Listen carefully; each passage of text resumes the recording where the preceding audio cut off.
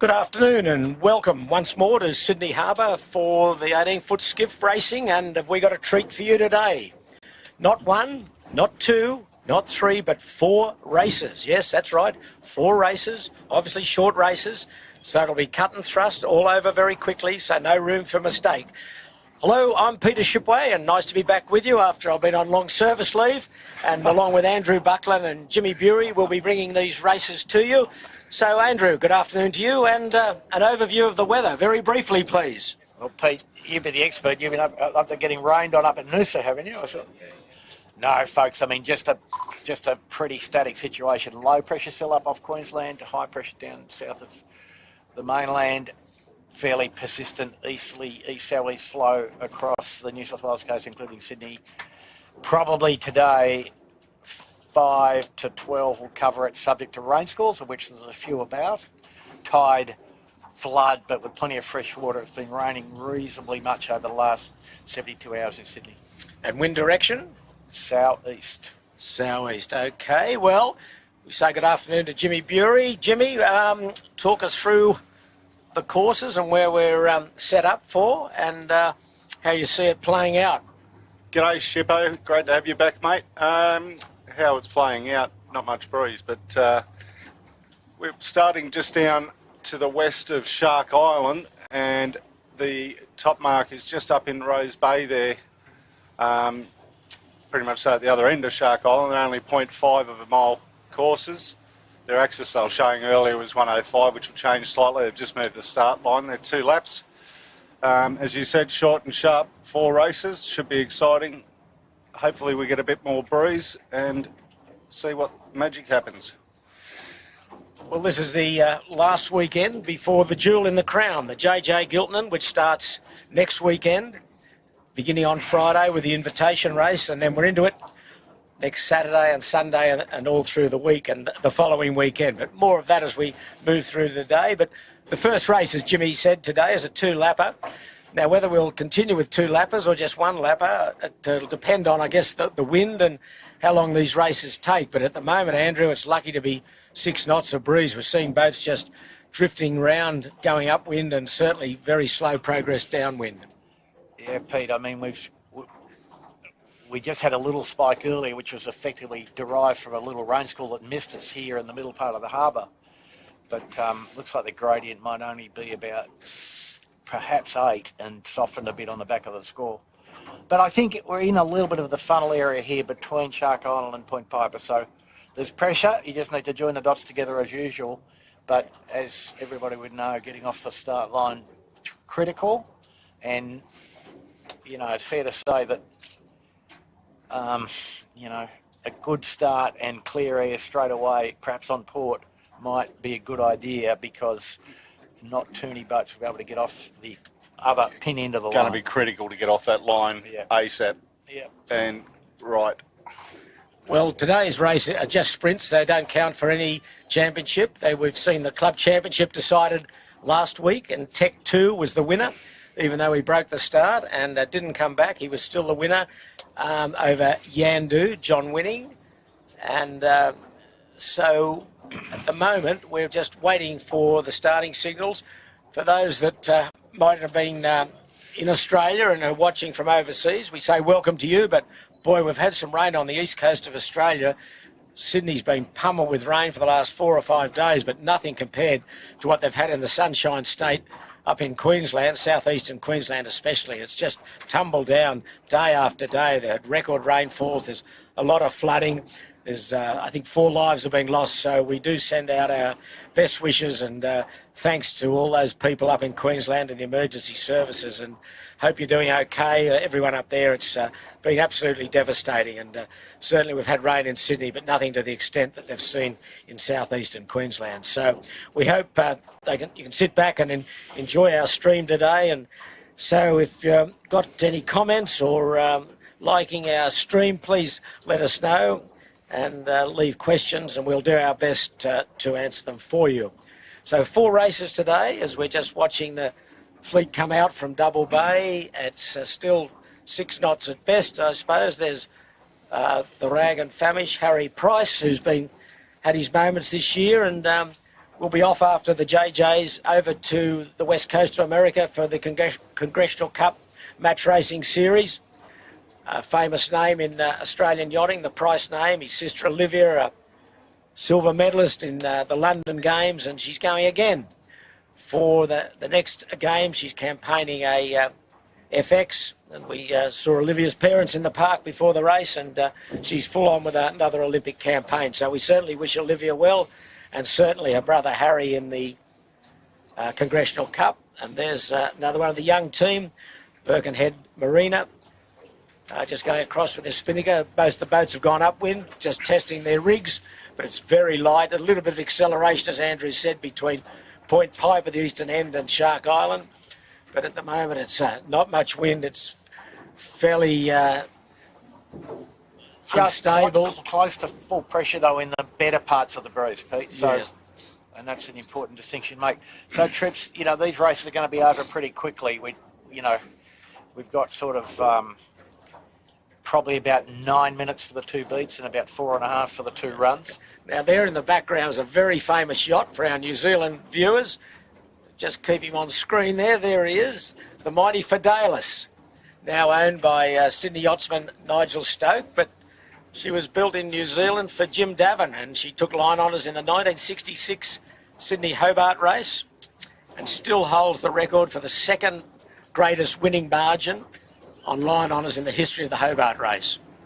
Pete, it doesn't look like it's got enough freeboard to go to Palm Beach to me, but you know. She got the job done. She beat Balandra by 17 hours in 1966 when Jim Davin skippered it, and she's now been lovingly restored by Nigel Stoke.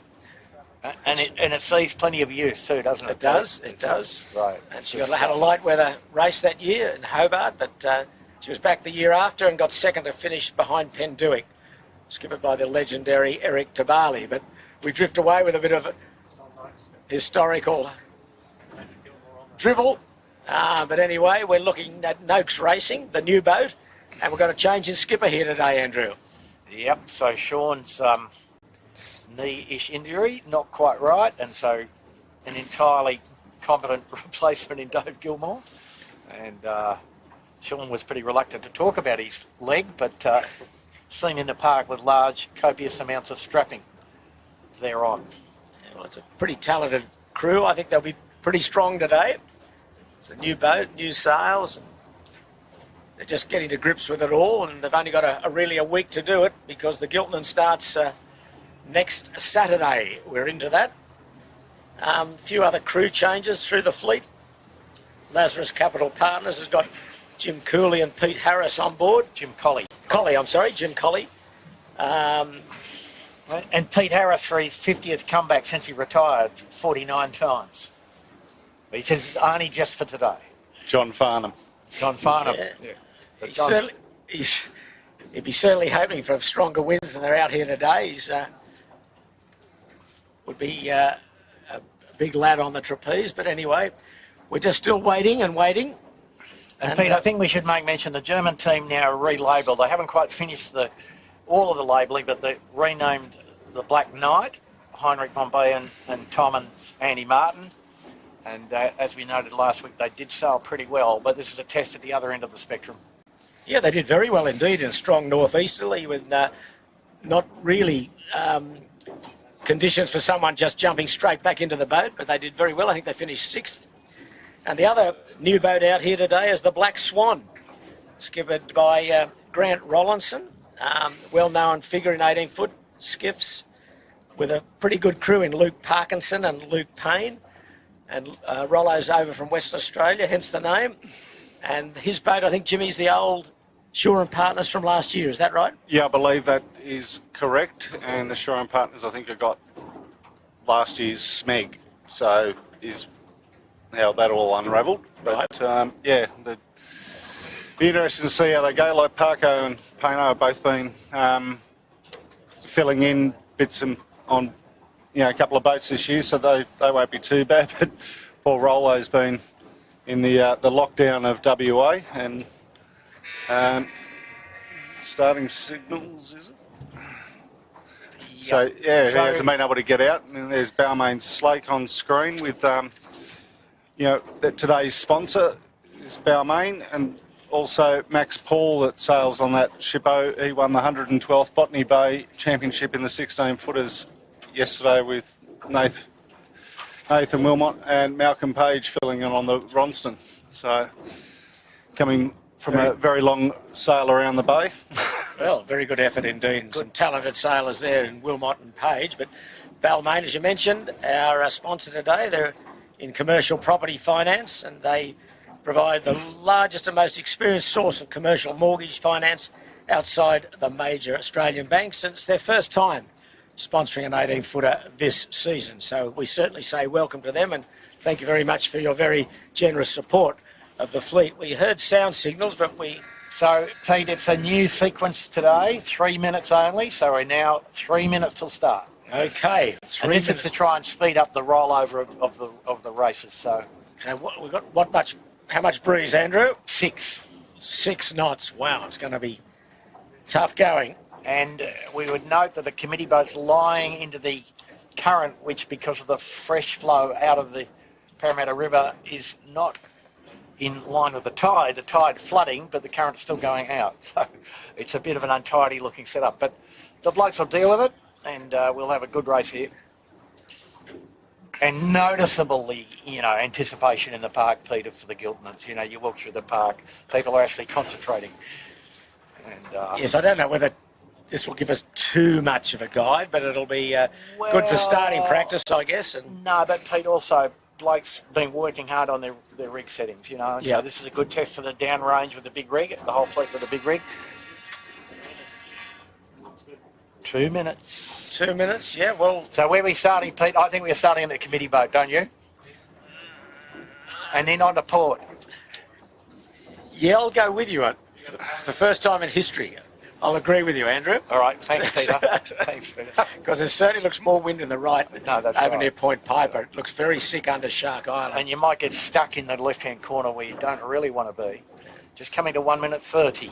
Okay, there's the committee boat. There's Shark Island, top right, looking down towards Nielsen Park and Sydney Heads. It's very quiet down there.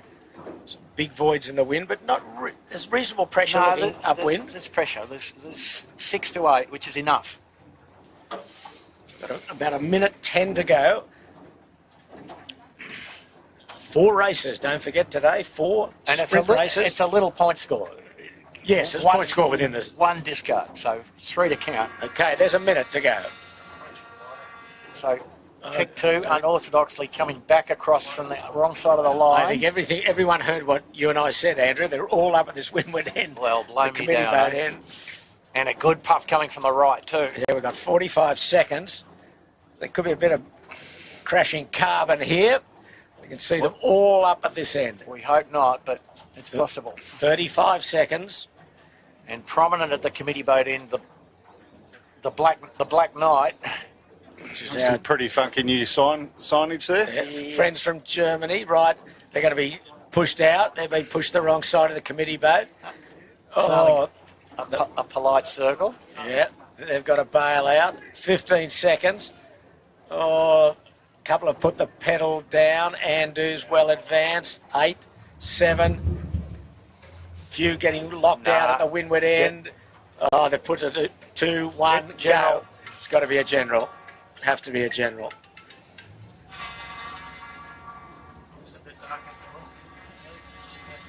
Yeah, I think they've probably got to relay that line, Andrew, haven't they? I think it was just so heavily biased committee boat end. Well, there's 2 issues. And the pressure's here too. Plenty of bias, and the wind turned right. 3 issues.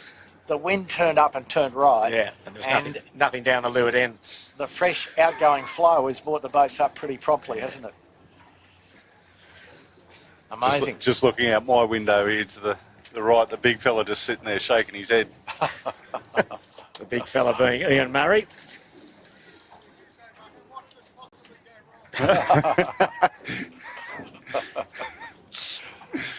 Ian just yelled out to us what could possibly go wrong with that line. So everything that could go wrong did go wrong.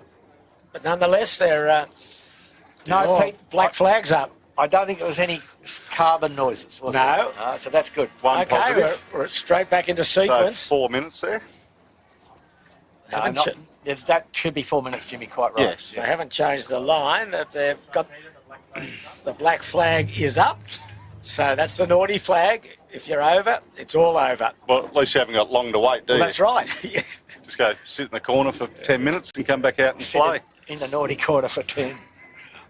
Yeah, time to go to the Edwards for 1, I'd say. 1? 1, yeah. They're watching at the Edwards. If they could just have the rum and cokes ready like they do for the vintage 18s, just on standby for this black flag. Well, there's a bit more breeze trickling down. It's probably 6.5 knots, I'd say. We're just waiting for the starting signals to try and get the first race underway. General recall, the first effort today, and 4 sprint races. And Sydney Harbour is relatively clear of boats, except for 3 minutes. good spectator fleet out. There's a lot of rubber ducks out, a lot of kids out watching. 2 ferries today, which is a good sign for the Giltons. There's plenty of interest in these 18-footers, as there has been throughout their history. Ton of young kids there. I think they're all from the 49ers that just said they're... Well, they all look too small for that, so I don't even know where they've come from, all those young kids, but that's all the sponsors there from Balmain on the Regal there on screen. Fantastic to see, and they're going to get plenty of action today, no doubt about that. There's not much wind, but it'll be short and sharp. I think they might be Oppie kids, Jimmy. Look at the age group. Yeah, that's what I'm thinking. Well, I know the 29ers had their second round of states or something on over at Wallara today, so that's what I thought it might have been them, but as you said, when you look at them, they're a little bit younger than 29er kids. 30 2 minutes. 2 minutes. 2 minutes.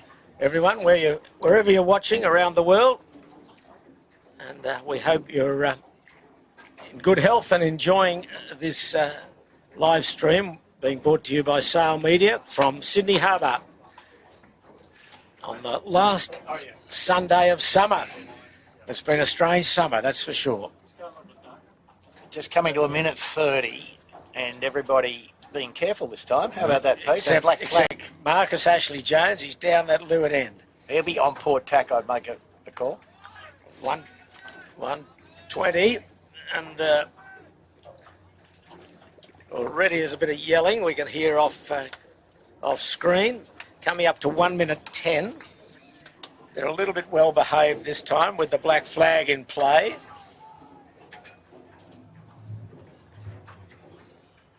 Three, 2, that's 1 minute. 1 minute. They've got to be well behaved here. Or they go home. There's one boat right down the pin end. That's Lazarus. And Lazarus is way Sure, above Partners us. pinning it down there. I don't know what Lazarus is doing. I think Anyway. he's got a breakage or something. Yeah, I don't think he's just in- wouldn't be sitting up there like that, would I you? don't think he's in. Oh, here he goes. He's going to bail out now with 30 seconds to go. No, he's probably got the distance figured out. Yeah, okay, but it's still a gaggle up here. A gaggle of 18-footers, I think. 25 seconds to go.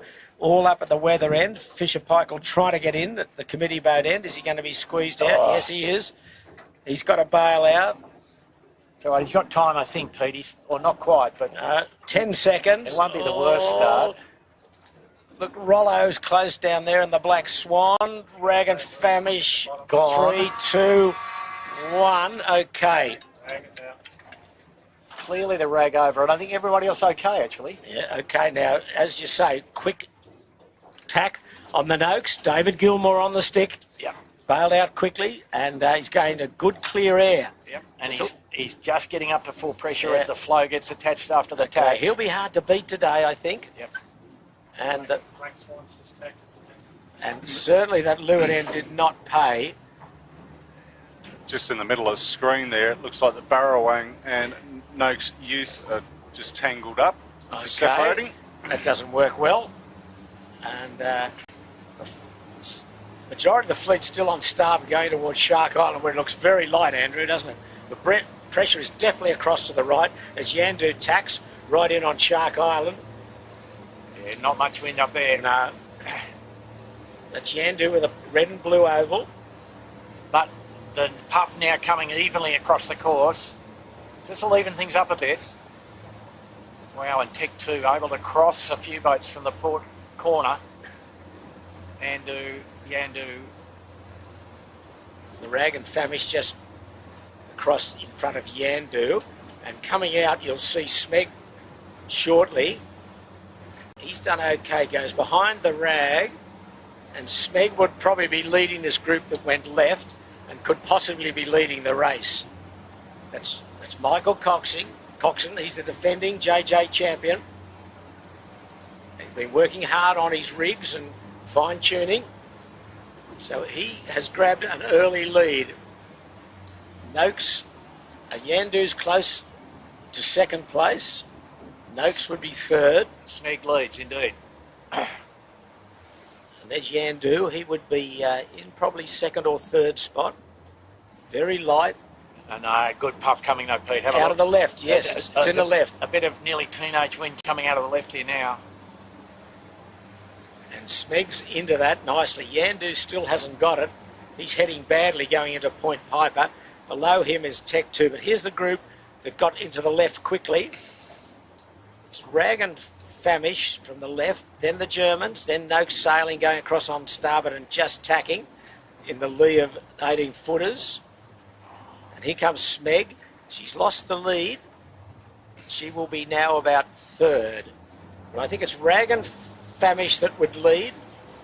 Here's the Birkenhead Point. They're nicely positioned. The Rag was one that was over though, Pete. Oh, Yeah. correct. Yeah. I think it was pretty clear that was the case. And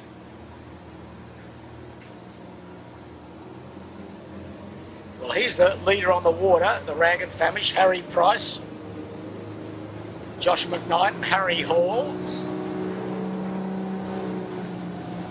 All majority of the fleet on port tack, and they're about halfway up this windward beat. Oh no, they're closer than that. I'm sorry. 80%. Yes, I'm sorry. 95%. They're almost here. yeah. Okay, so Rag and Famish is tack delay. And the Black Knight, friends from Germany, they'll be in second spot.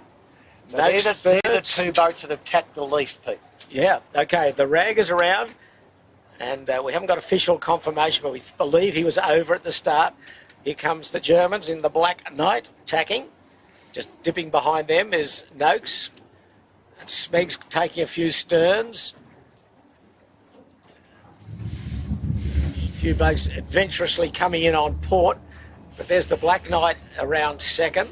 I think the top mark placement probably got him a bit chicken wing Yeah, there, Pete. there with goes. the ley line. Yeah, there's Noakes. Pretty David. good set on the Dark Knight. They did very well. Good set on the Noakes too. Here comes the Royal Oak.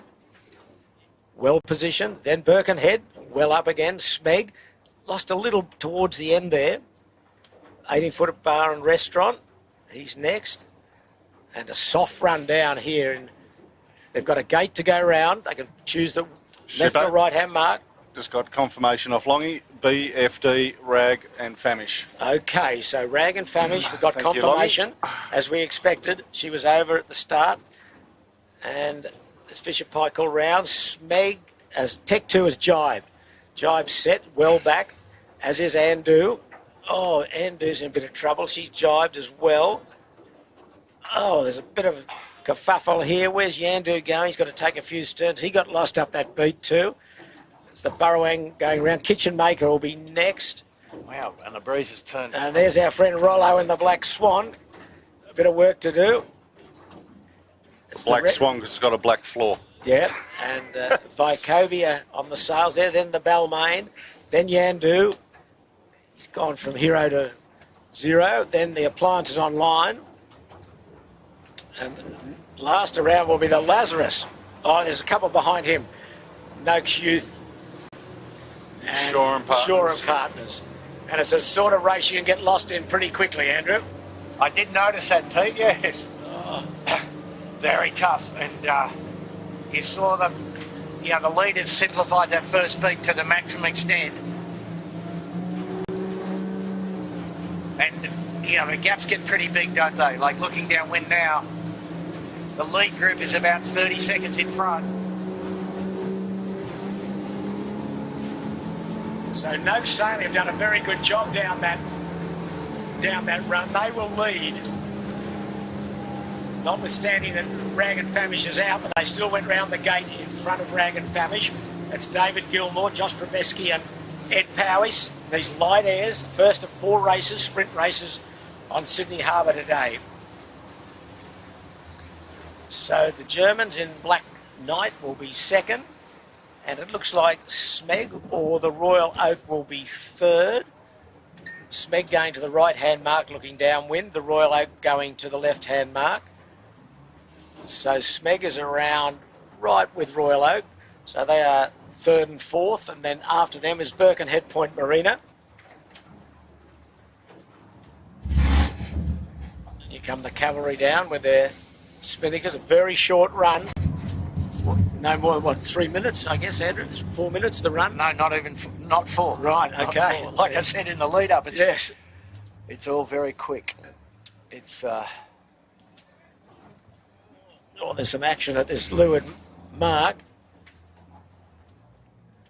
And it's not easy to get yourself composed. You know, you've Finport got... squeezing in around inside Tech 2. Fisher Paykel, the loser there, right round the outside.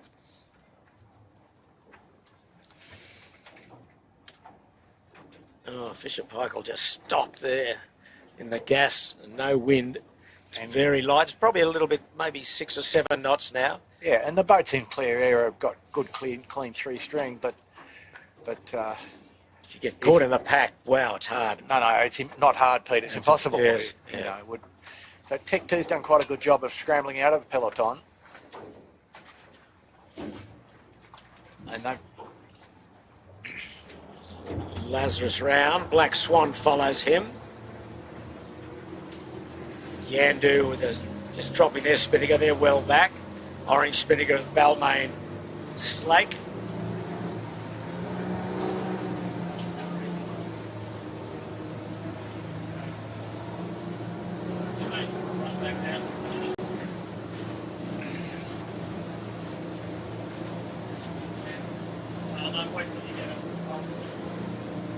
So we're on Grant Rollinson and the Black Swan representing Western Australia. Rollo, he's finished third in a JJ a few years back, so he certainly knows his way around 18-footers, his way around Sydney Harbour. There's Tech 2, well back with Balmain Slake. There's the Burrawang Hotel going behind Tech 2, Royal Oak in the foreground. They'd be about 4th or 5th. I'll tell you what, I think Noakes has actually got in front of Rag and Famish, even though Rag and Famish jumped early. Yeah, there's Andu, the Australian champion, Sevi Jarman, back on the wheel today. But it will be Noakes that will lead quite convincingly at the weather mark. They're at the weather mark now, but we're off them at the moment. We're on Andu. There's Shark Island. Just see how light it is. But there's the race leader. Noakes, they run to the finish now. Good set. They'll run into Shark Island and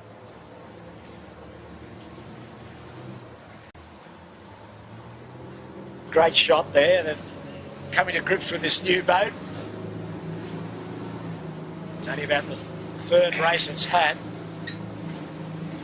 So they'll be one driving into the finish, Pete. Looks like it. A very clear lead at the moment. Remembering that, as we said, the Rag and Famish is second on the water, but they were over at the start, and being a black flag start, they didn't come back, and as a consequence, they were registered as a non-starter. But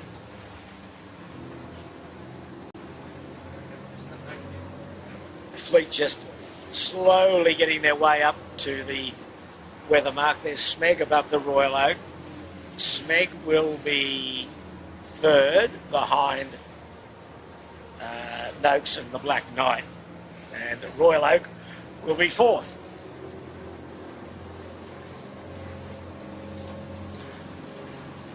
Still very light, 6-7 knots at best here. Southeaster.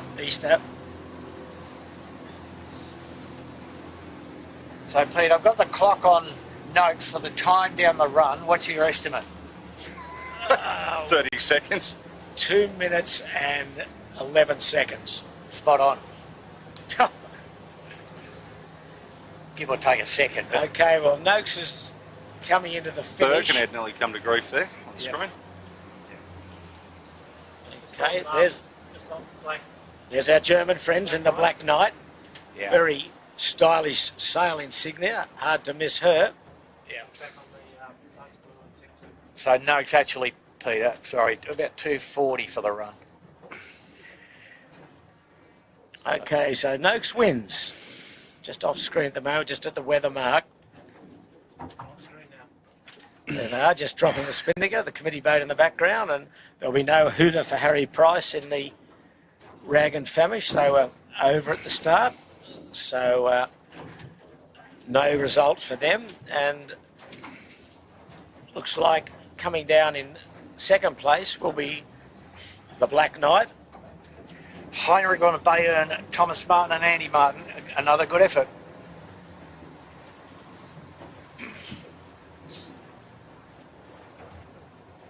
And there's a big battle for the third, fourth, fifth, sixth here, Pete. Just looking up the creek. Yeah, Andu's come out of the pack somewhat. That's him with the W. Here's the German friends in the Black Knight coming across in second spot, quite clearly in second. So they'll be very happy with that leading into the JJs next week.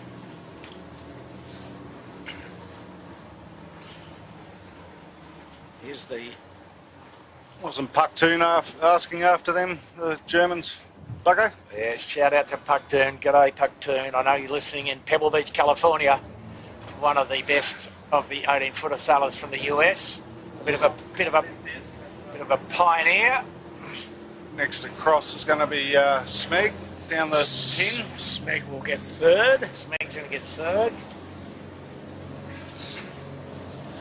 And then going to be very close out of the Royal Oak and Birkenhead Point Marina.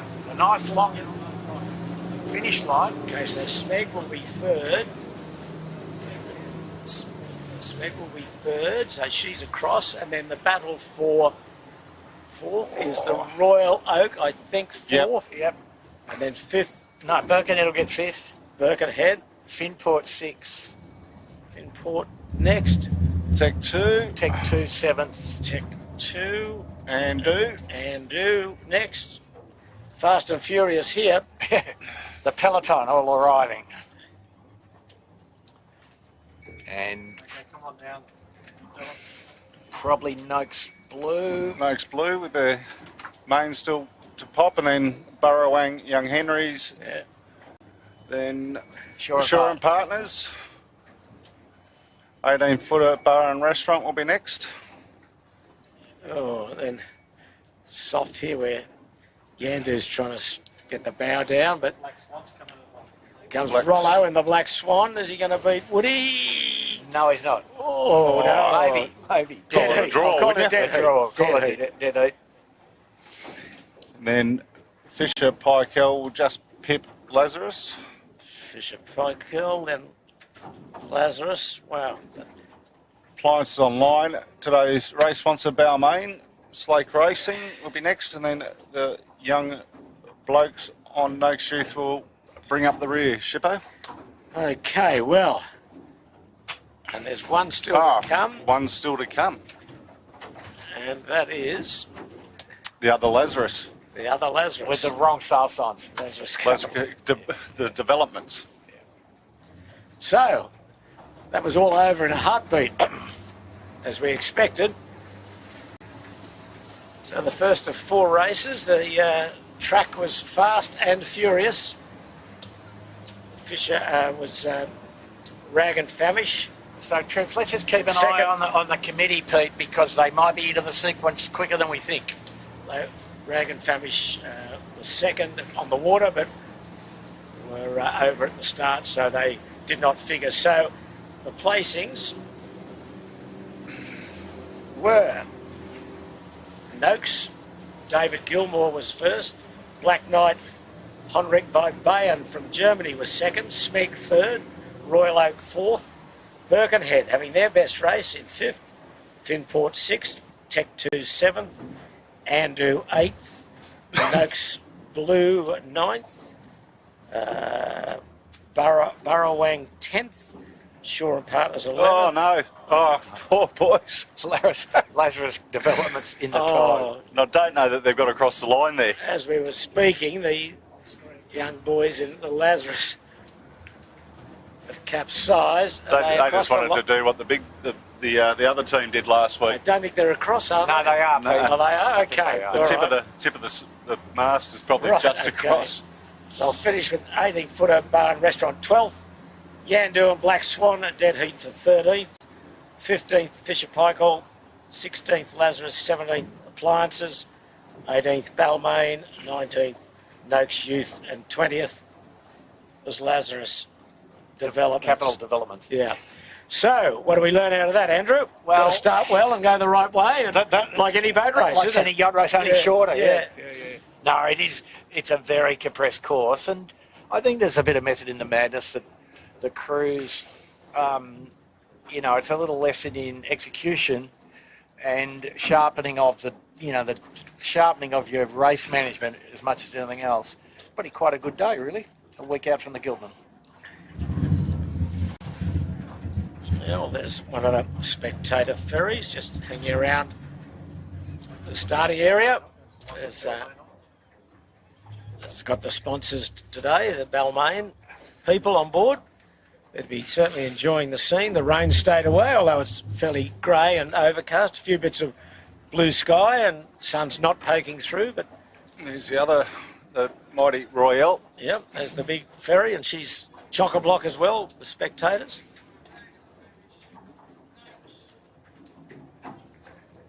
But Pete, the whole beat inside 5 minutes. Yes, yeah. So if you do three tacks, which is sort of the minimum probably, it's still a tack every 90 seconds. Yes. And if you do 5 tacks, as some of the blokes did, it's less than a minute between each tack on average. So, and the tacks are not cheap in this kind of wind strength. So, just keep it simple. The rule applies.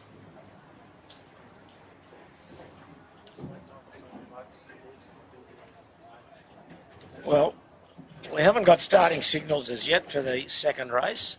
No, they're probably going to wait till Lazarus gets up and out of the way. Yeah, they're right across the starting line At a minimum, and finishing line. yeah, Boys on Birkenhead Point there on screen. As you said, Pete, their best race so far. Yeah, very impressive fifth. I know often quite good in light air, but they struggle to put 3 good laps together. But 15, The other interesting thing with their boat, Bucko, is they're the only boat in the fleet without adjusters on their side stays. they got one less thing to worry about. Correct. So most of the other boats have all got, whether it be wheels, levers, Yeah, levers mostly, but mostly levers, to adjust the tension in their backstays, which changes the whole set up. setup. So yeah, and the blokes on Birkenhead Point Marina, they don't have that option, but sailing very well. Yeah, and probably if we watch them historically, they'd struggle up range with the setup they were using. So Correct. it's kind of a bit of a trade-off. You'll have a range that's good, but at either end you might not be quite so good because of the adjustment. Yeah, but the other thing too, the every other boat they can adjust as they go during the day. Where Exactly. the guys on Birkenhead Point, they have to pick and choose Yeah, their setting in the park for before the they day. come in. Yeah, For the day. Yeah. So I know what I'd rather have, Jim. the levers. You'd have levers, wheels, Yeah. everything. You'd just have ropes that do nothing anyway, wouldn't you? That's right, exactly. Just something else to play with. No, but talking to the top crews, they're adjusting every puff and every lull in this kind of wind strength. Oh, absolutely they are. So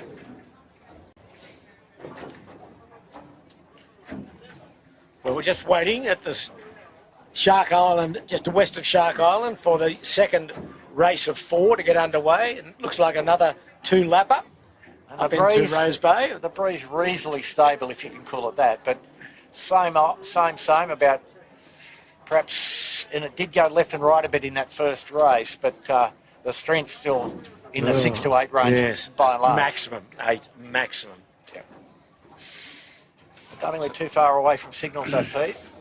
115.05. Okay, so the course direction is 115, 0.5. and the distance is 0.5. Another 2-lapper, and we're away. There's the committee vessel, the Ripple side. Those boys do sterling work out there. It's easy to criticise, but they get it right more often than not. And there was a protest decided through the week in which Tech 2 and Fisher and Paykel from the race last weekend had tried to get reinstated. There's a bit of malfunction in the protest system, but they reinstated Fisher and Paykel, and Jack McCartney and the Tech 2 boys were comfortable after viewing the video that they were over by about 1.5 foot perhaps. And Fisher and Paykel got reinstated as a result of close examination of the photographic evidence. So everybody got a bit of a sharpening up in respect of time, line position and so forth. Okay, we're just seeing Here we the go. starting signals about to be raised, I would think. Second race, geez, not much wind now again, Andrew, is it? It's Well, Pete, down I against- think it might be a bit deceptive. It's just not too good at the water surface. I think it's quite good up high. Yeah, okay. All right, well, Looking at how much pressure they actually generated out of the Yes, ribs, yeah. they were when they were in clean air, they were nicely 3 strings, fully pressured. that's Steel Point or Nielsen Park in the far distance. So for the viewers looking at where we are, the rider shot now is just the northern tip of Shark Island. There we go. So that's just a warning that the signal's imminent. Sorry viewers, about a 1 minute 30-second sail before you hit Shark Island from where the line Yes. is. Oh.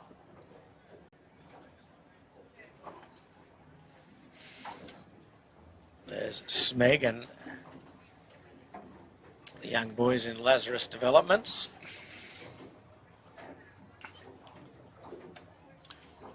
Smeg boys there just trying to get their transit down the line. Yep. Okay, well, there's the map. Go and touch the committee boat to get the transit, Jimmy. You can see the starting area up just to the northwest of Shark Island and the windward mark up in Rose Bay, just past Point Piper. And Pete, a good day. No power boats to speak of. Yet. No, I'm keeping my powder dry there. Are you good? No, Yeah, I'll give them a hammering during the JJ Giltons. They all knew you're back this week, That's so right. they've left him tied to the dock.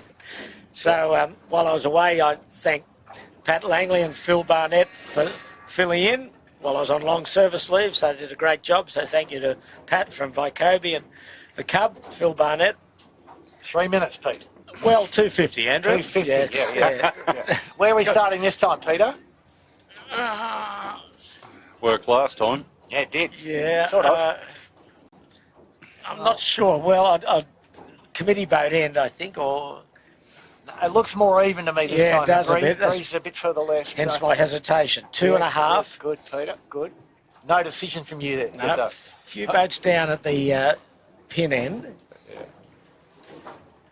Well, I think they would have learned a bit from that previous start, that it was possible to start nearer to the pin. And the Yeah. breeze is further left now than it was then, I think. And fairly even across the course. Well, interestingly, Noakes started the committee boat, bailed out very quickly and came back, and he was about third or fourth at one stage. And, He was third, but hadn't suffered any dirty air and Yeah. did the minimum amount of tax. okay, 2 minutes for race 2 today. And it's a short race. It'll all be over in 20 minutes or less. Yeah, the fleet a little bit better spread. And the flood tide might have overcome the fresh air, Peter, by the look of things here. So Yeah. that might be a bit of a change in terms of how they rack up. Minute and a half to go. And the breeze far enough left that the pin will pay if you can get out of there somehow. Yeah, it's easier said than done. He's run out of runway there, though. That's the right. biggest problem.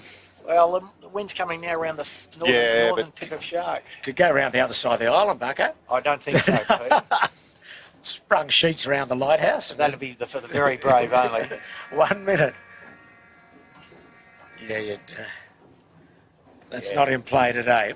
Completely different composition here now. Wow, tough to find a slot, I think. Yeah, they're spread along the line a lot more this time. 45 seconds to go. So Finport looks like they might own the pin if Rag and Famish doesn't. With Balmain And Slate. Balmain Slate, Yeah, yes. Yandu's down the pin end. Noakes down there as well. And Tech 2 behind the fleet here up at the windward end. My goodness. Okay, Okay. that's Noakes, I think, is it? Bailing out quickly down there. 25 seconds to go.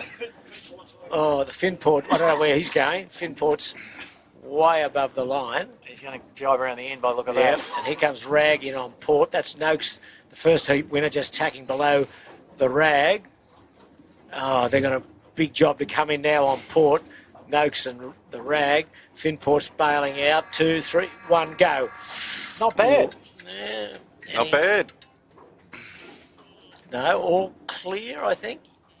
And the boats down this end able to Yep, get on the all port clear. And pretty promptly. the boat with no sails is the Black Swan, Grant Rollinson.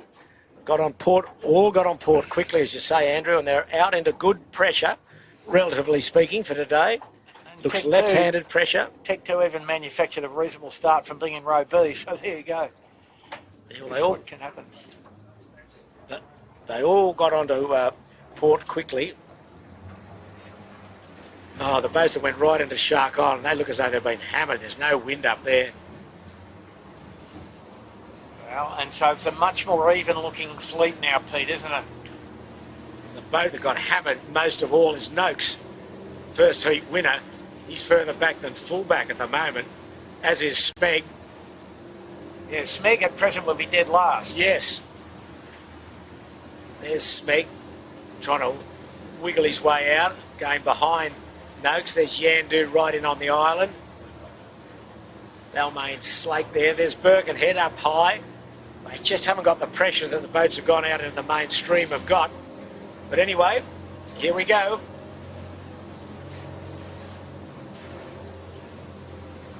Young Henry's might have just taken over last. Anyway, Andu on screen nearest the camera. And Rag above them. Andu looks pretty handy, actually. Yep.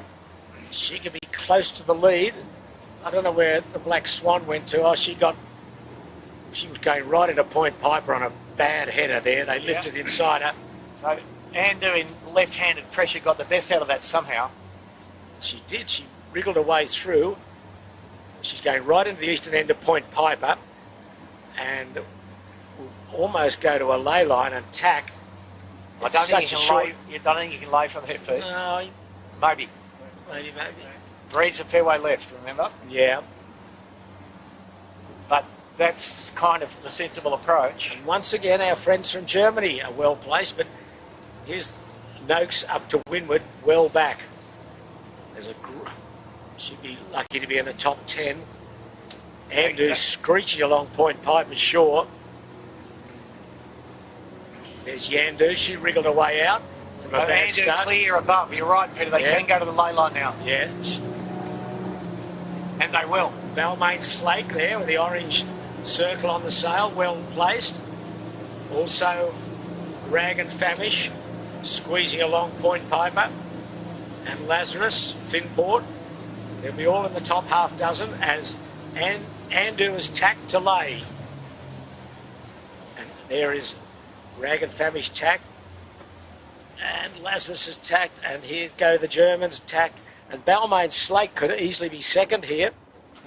Easily be second. If he can hold his nerve and tack under them, he could lay. Okay, but Andu, a clear leader. Sevi Jarvan, Australian champion and a hot favourite for the JJs, leads around the first mark. A 2-lapper. And Balmain Slate, good job, easy lay. They can put the bow down from there. Yep. All good. So they'll be second. A great day for their sponsors. That'll give them a thrill. And Black Knight third. Another consistent performance. Second in the first race.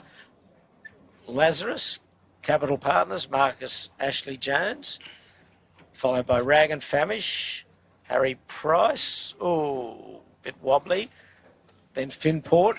Well, he made the call that he wanted to get overlapped below Lazarus. Yes, So Finport just setting, and there's Yandu will be next. rightly or wrongly, It's very light here again. Shore and Partners.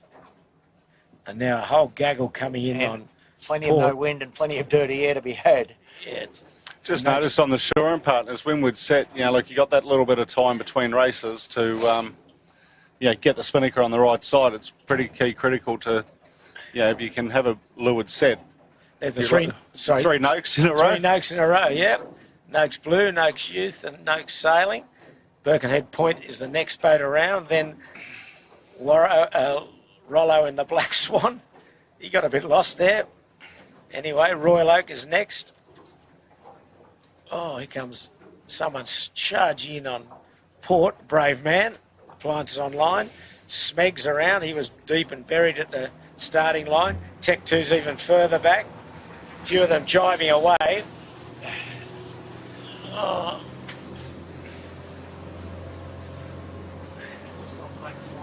There's Black Swan, representing Western Australia for the JJs.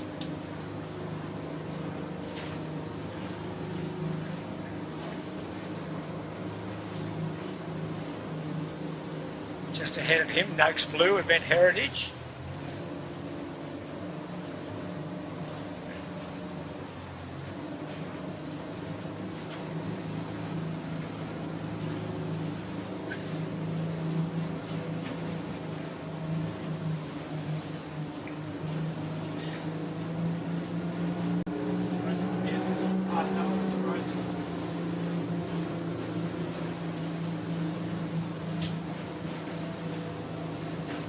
So the leaders are back on the win.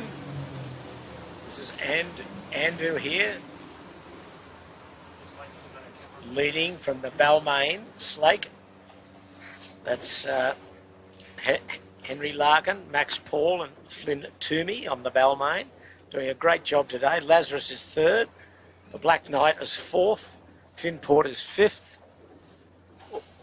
All going to this right-hand mark looking downwind, except Yandu's gone out to the left, which might be a bad move as a Rag and Famish and a real wobbly drop and manoeuvre at the mark. They're around. Now, Pete, looks like Morbury's coming just a little, but very tough for these guys on the wind, going back up through the dirty area of the fleet coming downhill. Yeah. Nothing easy. Interesting what happens to Yandu. He's the only one that's gone to that left-hand mark, but is just watching the first race winner, Noakes, well behind today. In this race, going round now, the spinnaker still to be dropped appropriately. Oh, come on, boys.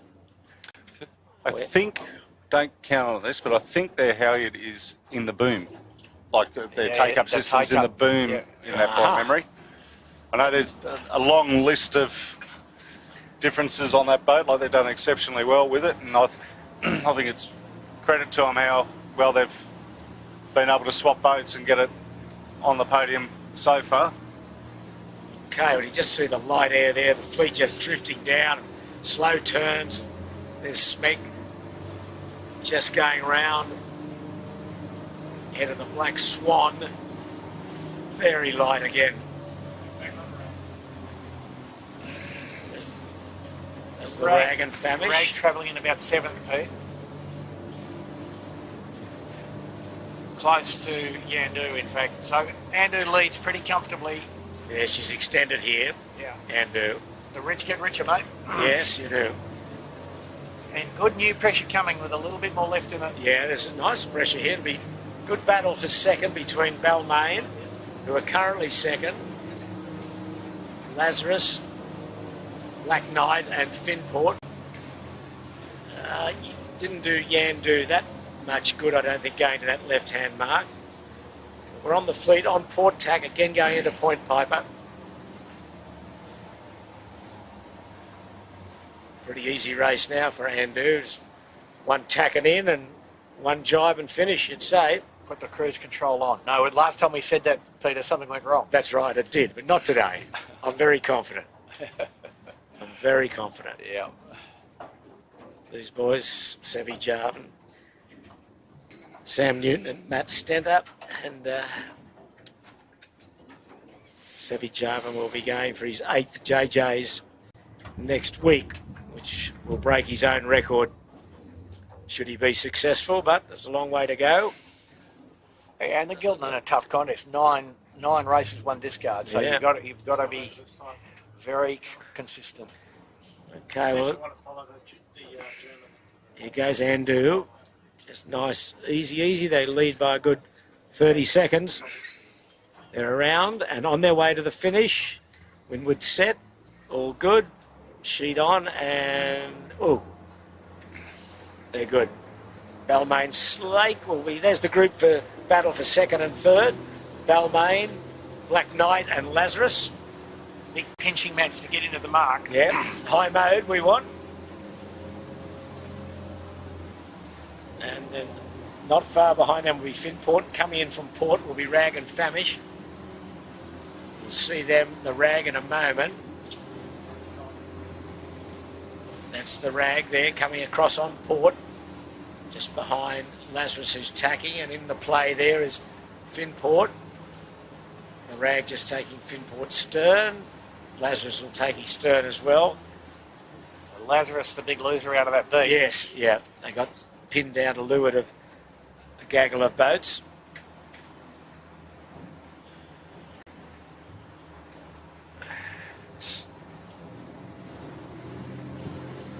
There's the Rag around in front of Lazarus.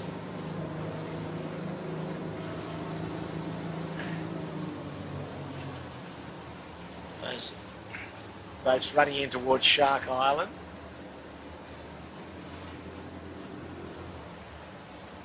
But here's Andu, comfortable leader, good 30 plus seconds lead here.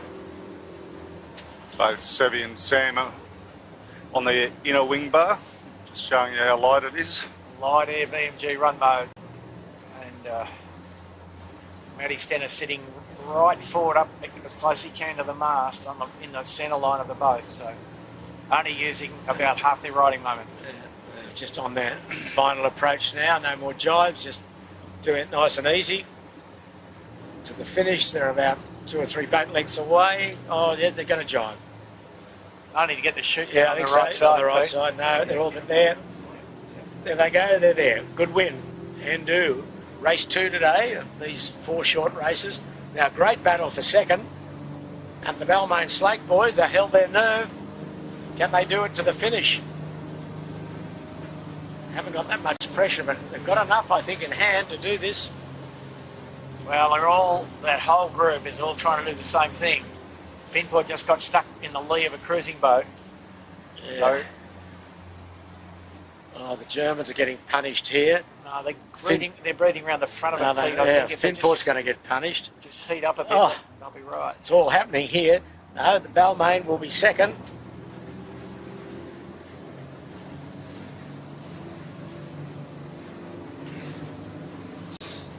So pretty historic stuff here, Pete. Balmain's going to get 2nd. Yeah, and the Black Knight. The Black Knight, the Germans are going to get 3rd. Fantastic.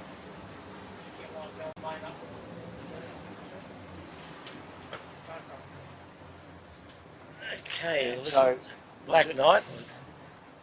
Oh, no, he's missed. missed no, the he's finish. Oh no, late, just very late. did he see it? I don't know whether he saw the finish line. Did he? Well, Almost no. went outside the finishing mark. It's a 90-degree jibe angle, and he just wants to Oh. jibe right at the pin and then duck down. Oh, gee. Okay, he's No, there. good work, and the Yeah. Rag's going to get 4th. Rag will be 4th. Oh, Willie or Lazarus? Yeah, just Nah, beats Lazarus. Rag, Rag. beat Lazarus. Lazarus, Then Finport. Finport. Finport. And then Yandu. And then there's a huge gap. There's a good. That tells the story in a sense, doesn't it? That the peloton is all about 40 seconds adrift. There's Shaw and Partners getting the wobbles downwind. So the Black Knights had a 2nd and a 3rd. So they'd be leading this little mini-series. They just need one more good race and they will have won the mini-series, Peter. How about that? Andu has had a first and an 8th. Balmain had a 2nd and a 18th. So Black Knight, by far the most consistent boat. As we're watching Noakes come in, the leader of this group. Oh, Smeg. Smeg saved it. Smeg almost capsized. Almost. They've saved it in these light airs, although the breeze, a couple more bits of squirrely breeze coming down here, Bucko. No, Pete, they're trying to do the extreme roll jibes and a little puff. Got them at the same time. Got them, exactly. Exactly. Well, Righto, so we're going to try and tell you what the actual finish time is, or the finish order is here. There's about 8 boats in a line. okay, that's the Royal Oak will be next in 8th. And Let's go close here. Burrawang, Young Henry's Burrawang will be next. unconventional, but got the job done. Yeah. Then, who's going to be next? Smeg and Tech 2. Smeg, I'd say. Smeg, Smeg and Tech 2. Tech 2. Then Shaw and Shaw. Partners. Someone down the other end. Then Appliances Online. Someone beat the Plants. Then Birkenhead Point, Noakes Blue, Oh, Black Swan. Black Swan. That other boat was Noakes Sailing Shippo, just in behind. Just finally seen them. Yep. Yeah, where did he finish? Behind Tech 2, I think. Yep. Yes. Yeah. Then Noakes Youth. 18 footers bar and Fresh, yeah. Who knows? And then Lazarus No, Capital I think Developments. Lazarus beat the 18 footer bar and grill. We'll make it up as we go We'll anyway, make it right? up. Yeah. This is our score sheet for the viewers at home. They're all done and dusted. So, Wow. race 2, Andu first, Balmain Slake second, Black Knight third, Rag fourth, Lazarus fifth, Finport sixth, Yandu seventh, Royal Oak eighth, Burrawang ninth, Smeg 10, Tech 2 11, Noakes 12, Shaw 13, and then 14th was something beginning with A. Something. Appliances Online. there you go. Appliances Online. Yeah. Give yourself a clue, Peter. Sounds like. Yeah. So there's 2 boats that start with A. One's Andu and the other one's Appliances Online. Then Birkenhead, Black Swan,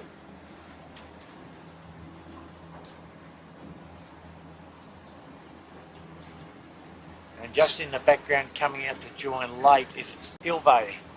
oh, The okay. next 2 races. So, Nice of you to join us, Jono. Jono Whitty, John- welcome to Ireland. Wonder where he's been, Jono. Where could he have been? Johnny Walton. Dear old Jono.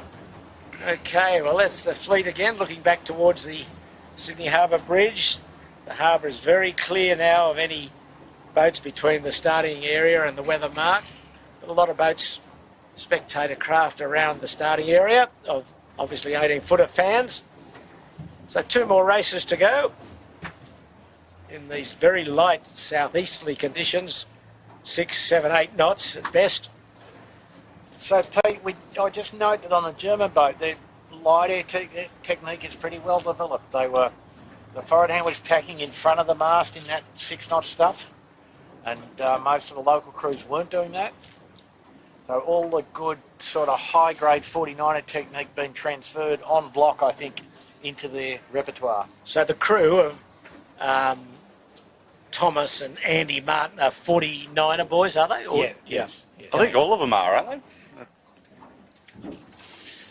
Well, they're doing a good job. That's your homework this week, Bucko. No, I'll go and have a beer with them after the race. Do they understand you, Bucko? Vaguely. Do you speak German? What do you talk to them 1, about? 2, 3, 4, 5, 6, 7, 8, 9, 10. Too much, too much. Yeah. Jawohl. And a few other words which I can't use in a G-rated program. Okay, all right. As long as you know them, that's the main thing. Well, it's still light. Ugh. Even a bit lighter if that's possible, but it's still enough to sail in. And they're getting good practice, aren't they, Pete? As we've noted, it's. Yeah, it's the old story though. Once you're behind, aren't you? There's no wriggle room really to get through. But anyway, that's what it is for next week. It's all ahead of us for these the JJs. There's the German boys we're talking about. Heinrich, Thomas and Andy. Look, a very professional outfit. How do you pronounce their sponsorship, Bucko? Now, that's just a bit of a sort of an accident. For our purposes, you've just got to call them the Black Knight. Right. I'll have a discussion with them in respect to the beer labelling on the sale. Right. Get some free samples and see how you go, Bucko. I go all right. I reckon his German would improve out of sight, Shipper. About midnight, you'll be great. They'll understand you by then. No, Pete, I spent a bit of time working in southern Germany. It's pretty interesting. Okay. I was trying to buy some diesels from MTU at one point for rail purposes, shall we Right, say. yeah. And I spent quite a bit of time. And the system there a bit is that, the restaurants make their own beer and it comes out fresh and the thing looks like a big wok.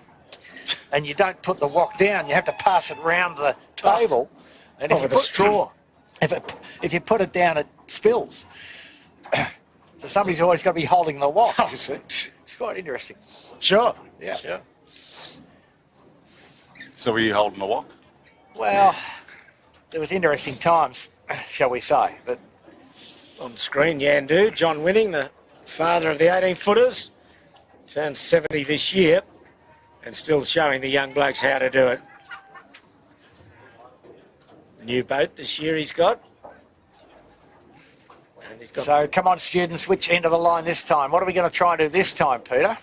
Those Germans have showed us a thing or two, haven't they? I think you want to be as quick as you can on deport if they're not going to swing this line at all. Bucko, looking at a few boats just milling around. Yeah. But as you would note, if you can somehow wriggle your way up the beat in two tacks, it's a sign that you've A, executed, and B, you haven't suffered any dirty air probably either. So Well, Andu, who won that race, I think he started midline, didn't he? And got on port very quickly and basically just did two tacks up the beat. Got far enough up to the lay line, so two tacks indeed. And there's nothing more you can do in a sense, is there? No. Well, we wait. I don't know what for, but we're waiting. All the boats are here. An even number of minutes, Peter, I think, is all we're waiting for. Breeze just probably a little lighter. No sign of any rain squall. Or anything.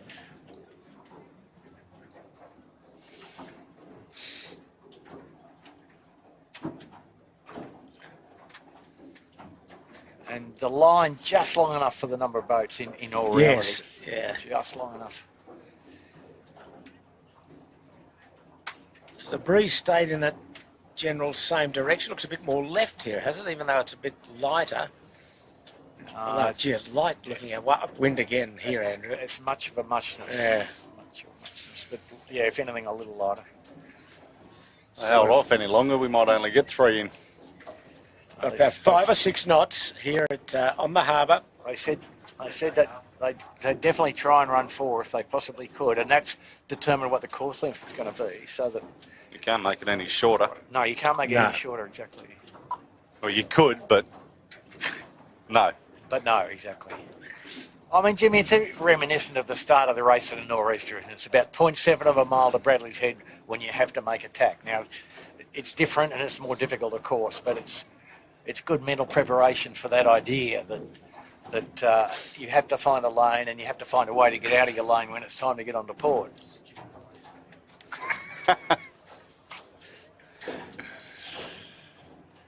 I think... Yeah, I would have thought, I mean, with different conditions, they would have probably made it 0.8 of a mile, perhaps. But... I'll just turn the two-way up just to see if I can intercept anything that these guys are gibbering on about. Well, the Mark Lane boat is down towards the pin and they're Okay. racing Yep. up to the pin.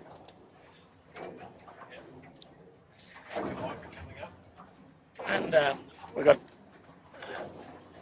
a viewer in San Diego. There you go, Bucko. Who do you think that might be? Well-known Australian yachtsman, San Diego. San Diego. Peter Gilmore. No, Gilmore's in Europe, Is he? Okay, sailing a Moffy? dragon. sailing a dragon. No, it's not Mothy. He's a former JJ Gilton winner, Sydney Hobart winner. That narrows the field a bit. Yep.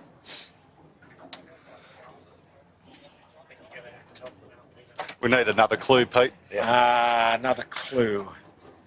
Not going to give everything away. No. Well, we He's- won't ask you which he- end of the line to start. He was a skipper when they won the JJ, not a crew. Righto. Well, I've got a bit of help here on my little notepad. Come on, Bucko, you got to know these things. I can't keep track of all this mob, mate. Now you look at Come the on. Australian titles there. I said the Giltners. Oh, right. You haven't got the Giltners. I took that sheet away from you. see? I'll I'll give it to you. There you go. There you go. I've been sabotaged. I'll give it to you. There you go. Anyhow, have a Winfield. So that would be Speezy. Michael Spees. Absolutely. G'day, Michael. Hello, Speezy. Hope you're well. Hope you're well, exactly. Just sent me a note to say he's watching. He's over there looking at yachts and new yachts and big yachts. Just died away this breeze again here, Andrew. Look at this back on Sydney Harbour rather than San Diego. Yeah, the player comfort meter's not a very good notch, is it? It's a bit sweaty. Dear, oh dear. Yes, those boots of yours are. Yes. They got wet, Jimmy, yesterday in the rain. So for the folks, 24 degrees water temperature in Sydney Harbour measured on board the Camera Cat. So that's about as warm as it gets And in That's here. that's with the fresh water sitting on top Hello? here. That's right. Okay, some noise from the committee boat. And, So that means 4 minutes until we start. and the water is very brown. This is after all this rain, as you can imagine. And again, we send our best wishes to everyone that's been affected by the floods. The inundations, Peter. And I guess to the world in turmoil, it's a strange place we live in. And get back onto the sailing here on the harbour, where we're very lucky to be able to get out and go out and sail. So, standing by for the start of the third short race. Just having a quick look here at the mighty Ilve, who's been delayed in their arrival to the start line. But, still, strong team, and they were pretty good last week, Pete. They Yeah, were yeah. there Couldn't and there- find the keys to the boat. They were there and thereabouts. There's a 3-minute hooter. Okay, we're 3 minutes. We're underway with the starting signals. 3 minuten. And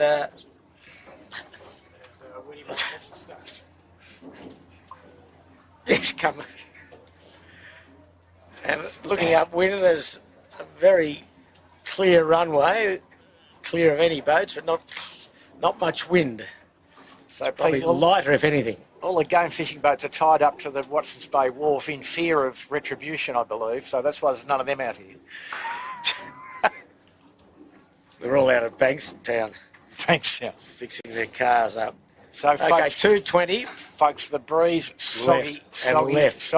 soggy and left. Yep. I'm down the pin, Bucko. I'm at the pin. On port. I look at Balmain Slate go across the line there. Well, this will be a good test of their downrange ability and technique. So let's see if we can jinx somebody. We'll predict another podium finish for the Black Knight Racing. Okay, minute 50 to go. I think if you can get off the line, that Noakes sailing is pretty quick. Yeah, no, David Gilmore. he looked fast through the water, and David does bring some pretty good light air and race management skill to the boat. If you watch what they tend to do, Plenty of light air sailing on the Swan River. not so much, not so much. Boy, it's light here. You can just, I don't know whether you can see on screen, you can just hardly see any ripples from the wind at all. It's got lighter, if that's possible. A minute 20 to go. So if you're looking at that, viewers, you see Ilvi and Andu coming in from the wrong side of the line, down the other end. Rag and Famish way downwind of the Lazarus. line. Hope he gets up in time. He will. He's got a sheet on. He's trying to start on port in the middle, which is... Rag and Famish just minute to go. He's just going to go for it. The Rag, he's so far back. Oh, there's Noakes sailing almost unbelievably capsizing. He's not in a great shape. 45 seconds. Andu running back, second race winner. They're all on starboard. They're going to quickly flick onto port, I would think. Looks tough, and the breeze turned left more, if anything. A little puff come to rescue them. 30 seconds. No, the Postponed. AP's up. They're postponed. The breeze gone too far left. Yep. Okay, good call. Good call. So they'll move the pin. Really gone into the left. But while we've got a bit of a break here, Andrew and Jimmy, I'll throw something at you that for next week's Giltman, there's a bit of a talk around the point scoring system that what they used in the Australian titles may be considered and used in the JJ Giltman titles, which means that the last race, which is the 9th heat, cannot be used as a discard and counts for double points. So what are your thoughts, Andrew?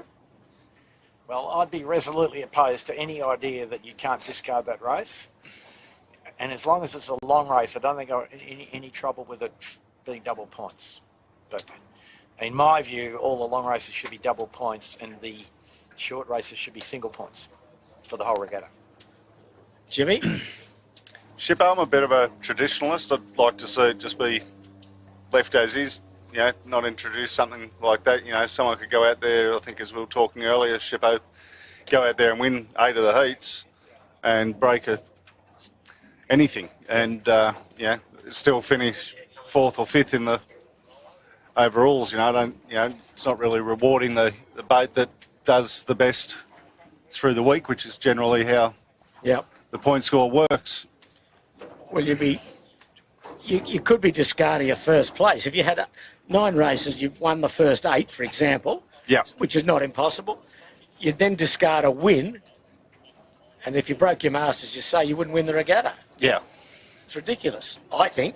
But anyway, I just don't know why they're trying to fiddle with something that's not broke. Yeah, and 9 races is a pretty strict test anyway. Exactly. 9 races and 1 discard is a good, tough test, isn't it? That's tough enough, I think. Yeah. Oh, absolutely. Yeah, I think a couple of years ago, wasn't it, the Kiwis, when we went from 7 to 9 races, they wanted 2 discards with 9 races. Yeah.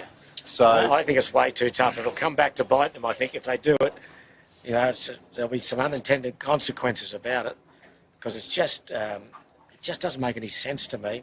They do in the Olympics, but the final race of the medal race there's only 10 boats racing, and they're all top boats. So I think it's fraught with danger. But anyway, who are we to decide? And you can win the gold medal without actually starting the last race the way the point scoring works.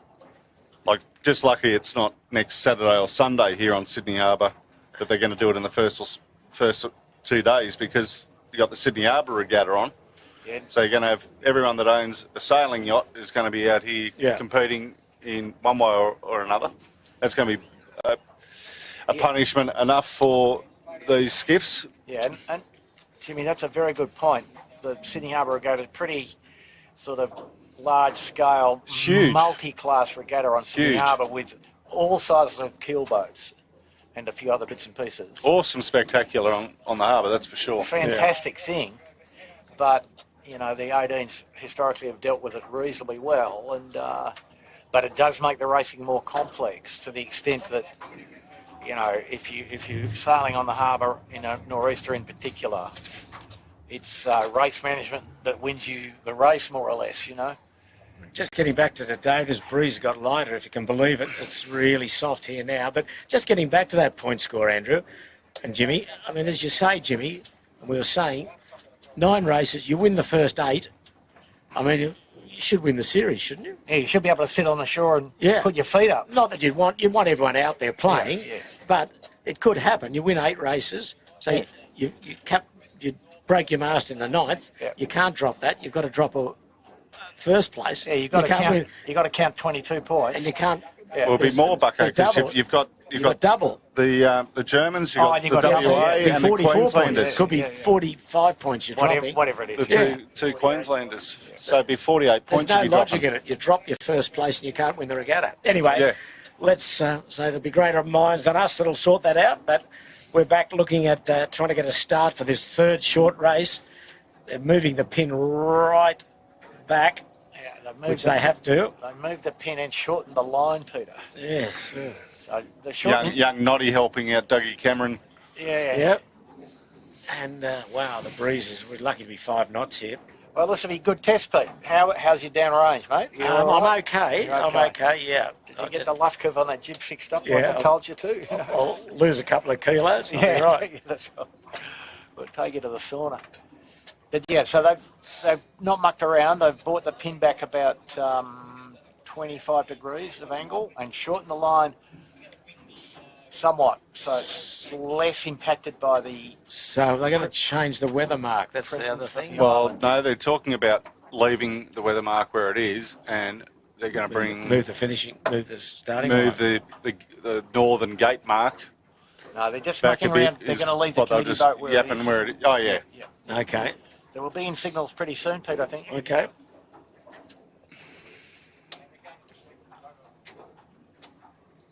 Okay, it's 3:50 Sydney time.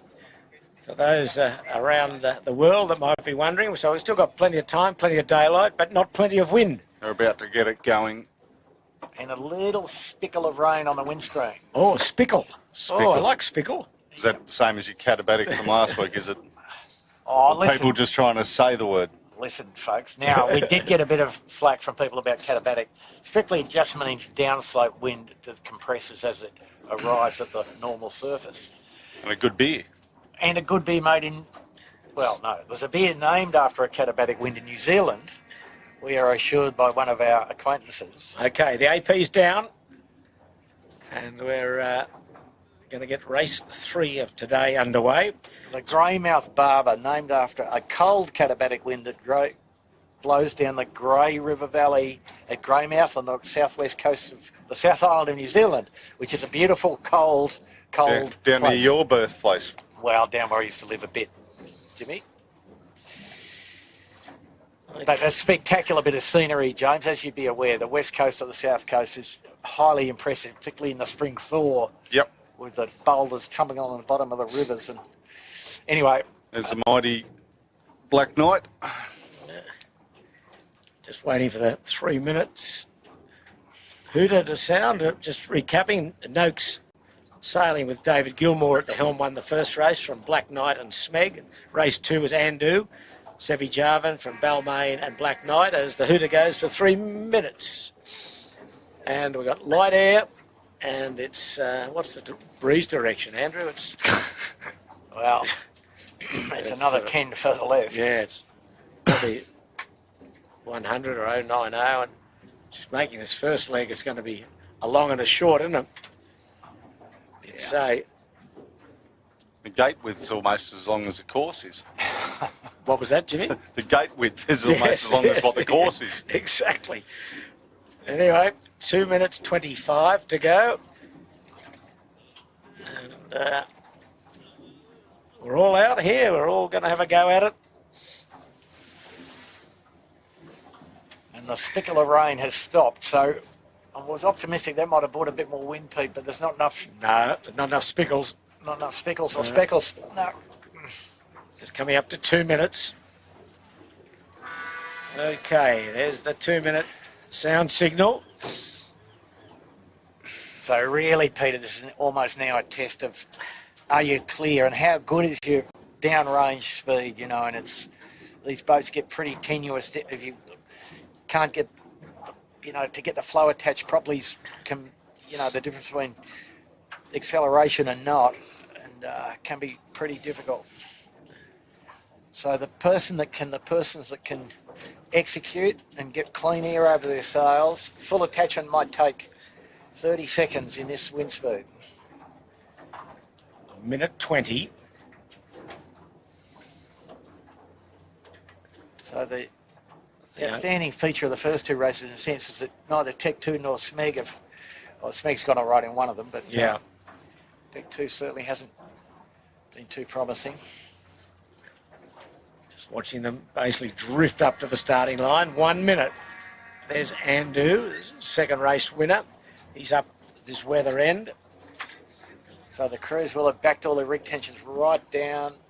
And Fat. you're seeing a bit of, out-haul off and those sorts of Fat and soft. minor controls. Fat and soft. Yeah. Yep.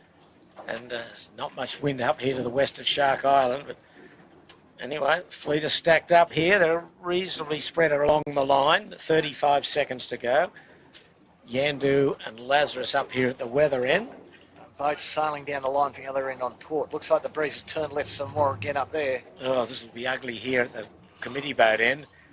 Got to get onto port as quick as you can with 20 seconds to go. Oh, it's so light. Yep. It is so light here. Birkenhead looks promising up the other end, but the breeze is further left. There's Noakes Blue down there. 3, 2, 1, go. All Clear, good. clear. All good, beautiful. Clear. Finport missed it down there. She got pushed out. Just see how soft it is. That they've said go and they're hardly going anywhere. The Royal Oak is the one that's punched his nose out first. And there's also Noakes Sailing. Got a great start. Sam Gilmore in the middle of the line, trying to get to the right as quick as they can. Dave Gilmore. Perhaps Dave Gilmore. Dave, I'm sorry. The other one. Dave. Yandu missed it, but trying to get to the right quickly. Oh, some of these boats are just anchored. They're not even moving here. I did mention the attached flow problem, Peter. Our German mates are really ugly. They're next to last. Yeah, and they couldn't get out of the end. So, So there was no breeze down at that pin end. Yep. So Tech 2 got out well, Noakes got out well, Finport okay. Royal Oak is Royal good. Oak. Royal Oak, yeah. Yep. All like 4 points. Smeg's missed it again. She's, 3 seats in row F. yeah, Literally. Literally. they're way back here. It's almost a drifting match here. Looking down the harbour towards Watson's Bay, there's just no wind at all. Just see that lack of movement in the skiffs. But if you've got rolling, you've got rolling. If Yeah. you've got your crew weight far enough forward, the wetted surface lowered. Well, there's Noakes with those sort of clear-looking sails. Just starting to rumble, but there's a few up on her weather hip that look pretty strong, including Tech 2, Fisher Paykel. Rag and Famish is up there. We're on Noakes at the moment. They're the 2 race winners so far, Noakes and Andu, going in towards Point Piper. But the Rag and Famish is a clear leader. Jumped out of the start. Or was it the Royal Royal the Oak, I'm gone. sorry. No, the Royal Oak, I not got the my Rag and hotels Famish. mixed up. It's the Yeah. Royal Oak. Absolutely. No, I should never get my hotels mixed up. So That's reserve that for Saturday night for the Yeah. pub crawl. Oh, Pete, you could end up in the pub with no beer if you do that. I could end up with you, Bucko. That'd be a worry. Aaron Everett, John Cooley and Charlie Gundy lead quite clearly. Going into Point Piper, there's Noakes. Just tacked, to Point Piper. No wind there. Just see right a screen, the Royal Oak. Tech 2's jumped out all right. Just above her on her hip is Jordan Gertis and Fisher Paykel. And not a bad little line of breeze down the middle of the track. Yes. There's a few big voids in this wind now. Yep, so the leaders, which is now Royal Oak and Tech 2 and Fisher and Paykel, are now back into about 6 knots of wind. Yes. Royal Oak is rumbling nicely. She's going to be a clear leader, you'd think, at this weather mark. She's got good pressure now. She's almost 3 strings. Just a little bit of acceleration around Point Piper. And she's just getting into it now. That's Tech 2 behind her with the red insignia, the white writing. But here's the Royal Oak Tech 2 looks like they're just held out slightly there by Fisher and Pikell, that they won't be able to probably complete their tack almost like it's... I think they've got enough separation, Jimmy. Yeah. Yep. Soon see. Here he goes. They've got water anyway, by the look of that. Bang, bang. Pretty good tag. So, Pete, that's how it's done. Yep. Tech 2 is going to be second at the top by the look of that. Finport will come Finport into Just play. going across some... Yeah, you're right, actually. The breeze has gone a bit further left here. And then Noakes Blue that aren't on screen. None There of these leaders are laying There the they are. mark, where last Coming in time it was an easy lay from where Royal Oak tacked. She's way under laying the line now, or way under the mark. Really big waves coming here. I don't know where they're from. I'll give you a guess. Yeah. Okay, the Royal Oak tacking. Noakes Blues into the picture as well. Vet Heritage. Yeah, they got the first bit of really good wind down the middle of the hole. The Dardanelles, as Kilo used to call them. Okay, all eyes on the Royal Oak. Oh, they're going real tack in some bumpy water here. Bang, bang, bang. That hurts. That does hurt, doesn't it? Nothing you can do about it either. Aaron Lands are playing about the same amount of bump. Yeah. Okay, don't worry. They did kiss the mark, which you're allowed to do in 18-footers. So don't have to re-round. It's all part of the deal. There they go. Spinnaker, good set. Not much wind. It's just getting a little puff now. Nice little lead they've got. And Noakes Blue, a Vet Heritage, is around in second spot. Tech 2 will be third. Tommy Croughton, James Turner in that boat. Pretty good set. Great set. Let it breathe. Tech 2 is around fourth. Third, Finport, Keegan York, fourth. Jordan Gertis, Fisher Pikell is next. Then Shaw and Partners. And then Noakes Sailing. Birkenhead Point after Noakes Sailing. Oh. Appliances online. He likes coming in on port, our friends. There he comes. There's German friends around. Port tack approach, Pete. The medium risk manoeuvre, we could call it. Couldn't we? Gilvay, Jono Whitty made the start on time this time. There comes Rollo and the Black Swan. Black Sails. Here comes Appliances Online. Big fight here for everybody fighting to keep their air clean. Now the Balmain boys. Oh, there's Andu. He's around. Long way back.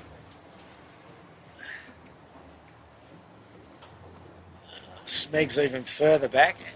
Andu jibing out. Okay. So the bulk of the fleet running in towards Shark Island. And the leaders are approaching the Leeward Gate. The Royal Oak leads. Very light air now. Almost a soldier's course, isn't it? To a degree. Yeah. The only one to have jibed out so far is Andu. Way back there. I guess they had to try something. They had to do something. Yeah, they were way back. A few boats bailing out. Shaw and Partners bailing out. Birkenhead Point bailing out. Now, Black Swan bailing out. So light.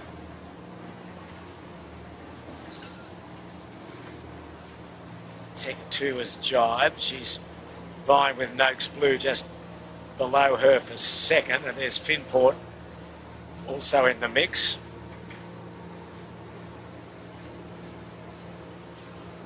And that's the Royal Oak with the White Spinnaker is the leader of the race 3 of 4 races scheduled for today. Whether we'll get a fourth in remains to be seen.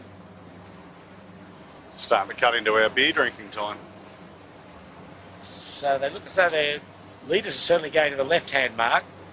The Royal Oak has dropped its Spinnaker and is around. A nice little lead. Noakes Blue, what are they? They're going to go for... I think they're going to this right-hand mark. They look as though they were closer to the left-hand one, but anyway. Yeah. The right-hand one should be favoured, Pete, I think, but to some degree, as you see, the job gets pretty expensive, doesn't it? Yes, and Royal Oak has done a very good job downwind leg. Fine job upwind, but now they've really extended downwind and they hold a very, very sizable lead, as it looks like Finport on this right-hand mark will get round inside Noakes Blue, while Tech 2 goes to the left-hand mark. Yeah. So Finport and Tech 2 are both around the same time at different marks. Very light here now. And it looks as though there's more wind to the right. Yeah, and maybe just a bit more coming perhaps for the next race, not for this one, but pretty dusty. Oh, The Spectator Ferry there. The 18s have to give way. It's like an obstruction of the course, basically, but it's one of the quirky rules of the 18s. Spectator Ferry has rights. And so do we, apparently. No, that's I was right. reading the other day. I was like, oh, it's nice to know. just plonk ourselves in the middle, see how we go. No. There's Noakes Blue just cutting across our bow.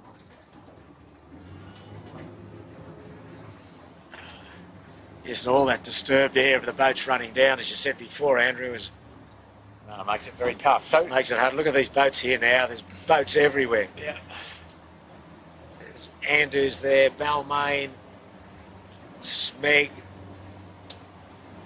Rag and Famish, 18-footer Bar and Grill, all just trying to get round that mark. Little or no wind. yeah, Ugh. very tough. And enough dirty air generated by that little pack that everybody stops. But there's good battle up in the lead once we get in touch with the leaders again. Tech 2 is throwing down the challenge Look at the carnage there. to the Royal Oak.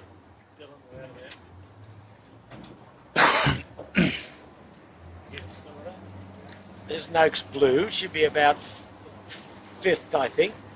Noakes Sailing's come into play, but there's the three leaders. Finport's come out to the left and got a nice little left-hander here, as you see, converging in with the Royal Oak. Yeah, so Keegan this York. just might be the next rain squall a bit, Petey. Maybe just what's coming in upwind of us. A little build. Yeah, they're a nice high left-hander here, Finport. Almost bow to bow. Yeah. What's he going to do? He's going to be across, is he? No, He's not the going duck's to duck. coming. Going to duck, okay. Good stuff. And Pete, that's as much about getting into the pressure as, you know, the breeze has probably actually gone back to the right a little on this part of the track now. So it's Smeg- about finding more wind a bit Smeg, look earlier. how high Smeg is compared to the Royal Oak. Tech 2, don't you, mate? Tech 2. Tech 2, sorry. Tech 2. A boat with a red label on it. That Yeah, would be he's- Tech 2. He's got a massive right hand at Tech Yeah. 2. He's going to put himself into the lead here. It's a shame for the Royal Oak. He sailed a real header to come out here, and now he's not going back on anything great. Although he'll Well, cross ahead of... Royal Oak's mile up now. Yeah, he's going to Yeah, cross but- ahead of Finport. Jimmy, in part, it's Oh, it's It's shifty, isn't it? two different breezes it's there. two different breezes Yeah. and pressure, you know. Bloody, is that one of our mates in that big cruising boat in the way there? That's Guido. The Shearwater. Yeah. There it is. You think Guido might be a bit more polite than that, wouldn't you? Anyway, here we go. Royal Oak ducking Tech 2 for the lead. Finport not out of it yet. Okay. Dave Gilmore on Noakes Sailing's gone back for a bit more. And Vet Heritage coming in on Noakes Blue. So still, this is a good race now. Yeah, it is. With It's enough closed pressure, right up. enough pressure now they can get rolling. Yeah. Here's the question: has Tech 2 got enough separation to tack on the starboard tack ley line? He got going again pretty well out of the tack. Four Pines got plenty of wind. 4 Pines is the one. Royal Oak. Yeah, and He's the bloke that's rumbling well. He'll come back on starboard. So he could still lead it after... well, this will be the little test, won't it, Pete? Yeah. Here we go. Here he goes. No, I think Tech 2 will have him. He'll tack short of him, I think. Tech 2 and lay. Tech 2's in front. Yeah. So Tech 2 tacked a little better than Royal Oak Four Pines, and he's got a better look at the lay line, and the Four Pines got to put the gas mask on now. Yeah, the Royal Oak's got to squeeze. Height's his friend, but it's not his friend at the moment. He's right in the exhaust pipe of Tech 2. Tech 2 will, on a tight lay. Yeah. Finport in between them. Yeah. Finport in between them for second at the moment. Okay, Tech 2 leads. Oh, Royal Oak fighting hard to get to this mark. Light airs. Okay, he's around the Royal Oak just inside Finport. The race to the finish. And Noakes Sailing and Noakes Blue will be the next two. Oh, Noakes Sailing taking a massive header. Where's he going? I think he's just giving himself some space. He wasn't laying there, Shippo, so just get some speed to get the tack in. Yep, anyway, this is the battle for third we're on here between Finport and Royal Oak. And second. And the breeze gone back to the left looking upwind again. So these guys are lying down to the finish. Final leg here of this two-lapper. Tech 2 on a lay line to the finish. Sorry, viewers, we're still looking at the Windward Mark routing. Fisher and Pike, Shaw and Partners. Tough. Oh, it's tough indeed. There's the lead there. Tech 2, Finport, Royal Oak. Yeah. No, come on now. Tech 2 with a red spinnaker. He leads and looks as though he's halfway down this run. Still very light. But they've got enough wind just to plane, so it's not too bad. They're using about half their riding moment. Apparent wind just in front of the boat. Apparent wind about 80 degrees. Okay. 75. Royal Oak just got a little puff here. Byron Everett, John Cooley and Charlie Gundy. A bit of separation, so I think they'll finish in that order, mate. I'll just wave to your mate out this side of the boat.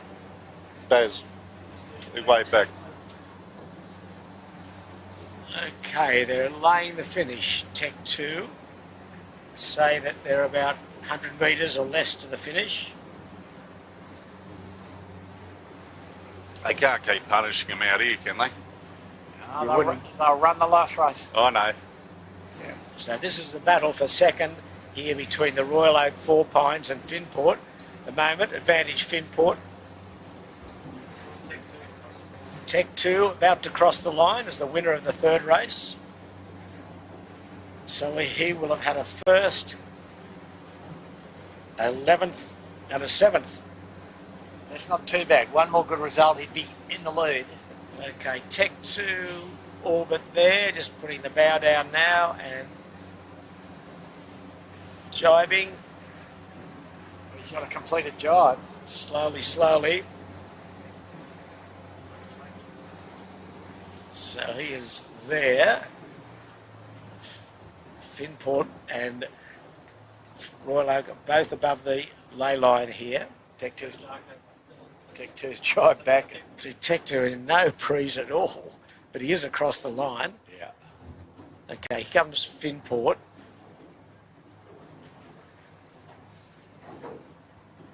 Finport doing a bit of square running. Yep. Okay, so Finport's second. Good job from Keegan York. Third will be the Royal Oak Four Pines. Big roll jibe. Great roll jibe. Great roll jibe. Here's Noakes Blue just about to do the same with Noakes Sailing on the inside of him. Okay, the Royal Oak is there. Yeah, Noakes can't get inside the... Well, they can just get inside the 3 boat lengths here. Call for water. Noakes.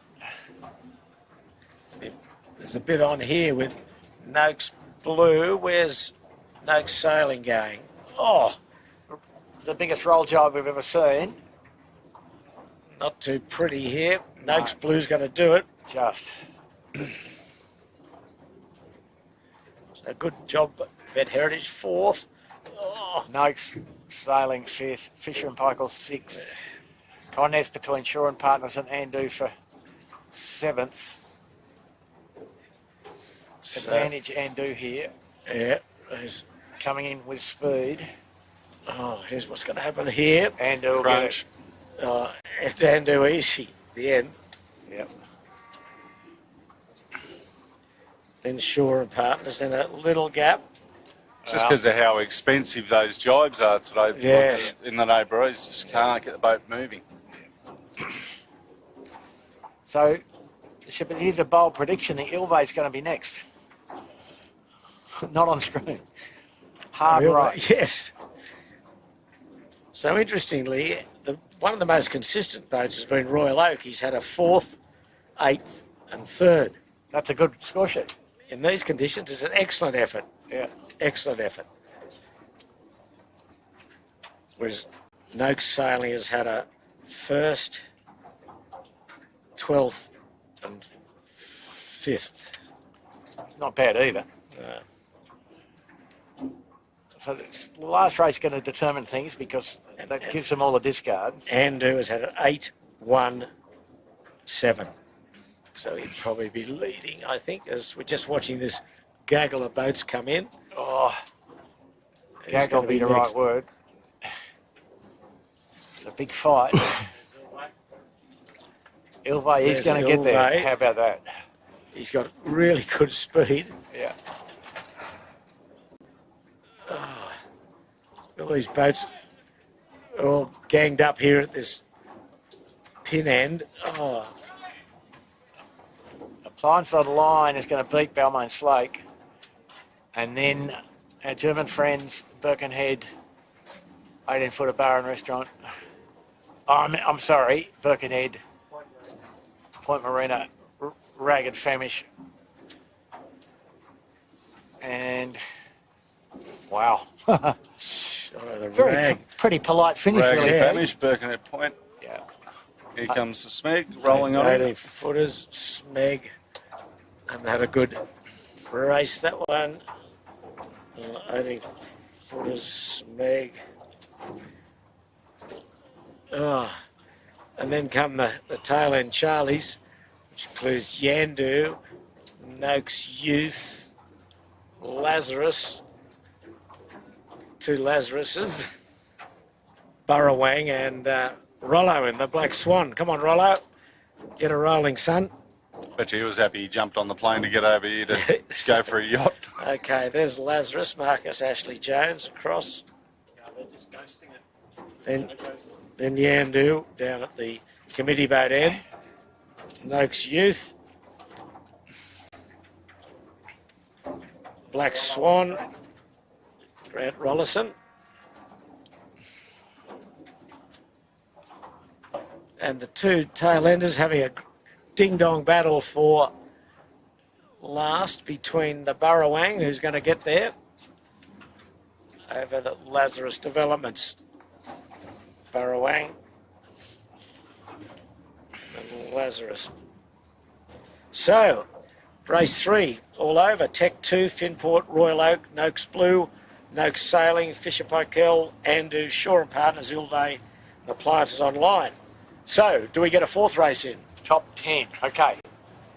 Well, Pete, here's the thing. I think the rules say only a discard with a 4th race. Okay. They will have to reset the course axis. Well, it's just, you can see there, it's just painted ships upon a painted ocean. Look at that. Not often we pray for a rain score, but we need a little one. We need something. Yeah. But they're staying out here at the moment. There's no signals from the committee boat, but it's very light. Wow, it's almost non-existent, the wind. You're very lucky to get a 4th race in. But actually, Pete, they're looking upwind on the southern side of Shark. There is a little stream of pressure. Yes, some big clouds rolling over the hills there. They won't get to us, I don't think, by the time the racing finishes or starts.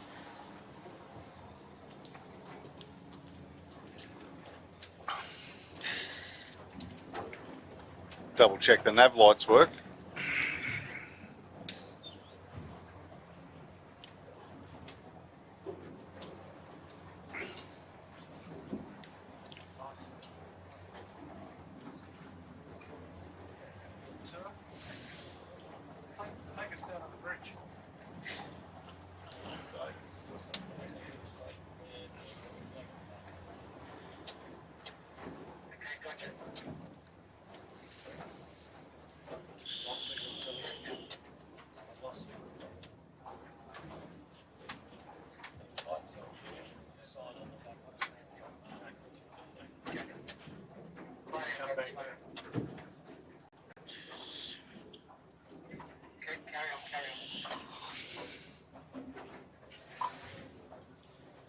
just very quickly, I've worked out the points, and this is very unofficial. I've got Royal Oak on 15, Andu on 16, Noakes on 18, Tech 2 on 19. I don't think there's anyone else that's... Without a disco. That's No, right. Just, Finport, The perhaps. Germans. Oh, the Germans on Black Knight, okay. We'll have a look at them. The Black Knight. They're in the hunt. Yeah, they had a second, a third, and a 12. 17. Yes. So it's all very close. Well in the hunt. So, Tech 2, yes. Anyone else? Finport, perhaps.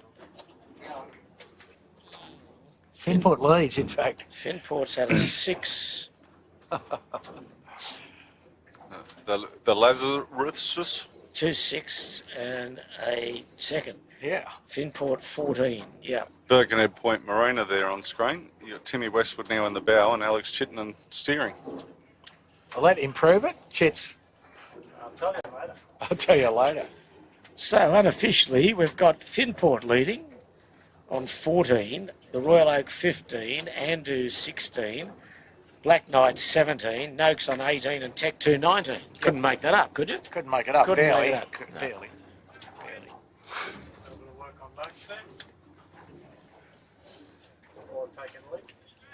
So the boys just testing the water or doing something? Yep, 24 degrees. Okay, we could have told him that. That's right. So, Pete, there is enough wind, and it's actually sort of stabilised to some degree. well, the committee boat's still out here, and we're still... What's the time in Sydney? It's 4:23 on Sunday afternoon. So I just got a message from Jess. Bucko, your information is always, as usual, incorrect. There are no drops Well, for that's 4 not- races. That's not what I was told. There it is there. Anyway, Okay, so all to count. All to count. I don't think there's anyone else that... And of course, we're not the official finishers. We can only see it call it as we see it. Well, you can count Ilve out because they've only done one race. Yeah, there was a few close finishes which we might upset a few of the calculations, but I think we're pretty close to the money. But anyway, this race will tell all. And if you're enjoying the coverage, as we say, don't forget to hit the like button. And Did you end up finding the like button? no, I couldn't find it. I looked, I couldn't find it. I'm pushing every button I could find on a computer, but nothing said like. But anyway, it's a thing. I didn't like it. Alt Control Delete works, you know. Well, it's liked here at the starting area for the 4th and final race of this little sprint series before we lead into the JJ Giltons, the jewel in the crown of 18-footers for starting with us next Friday with the invitation race. How many years have we had JJs? Of course we do. You don't have that sheet. Been sabotaged. It all began in 1938. So continuously since 1960.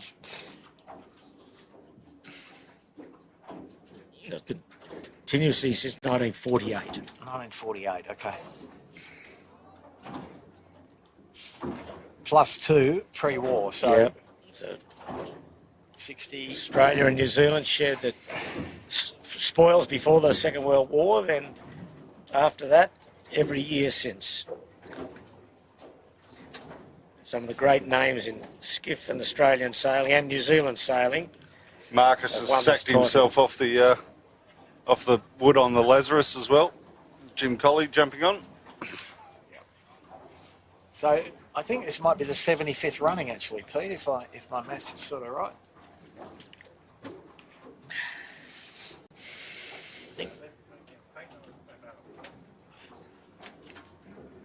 No, it must be 74th.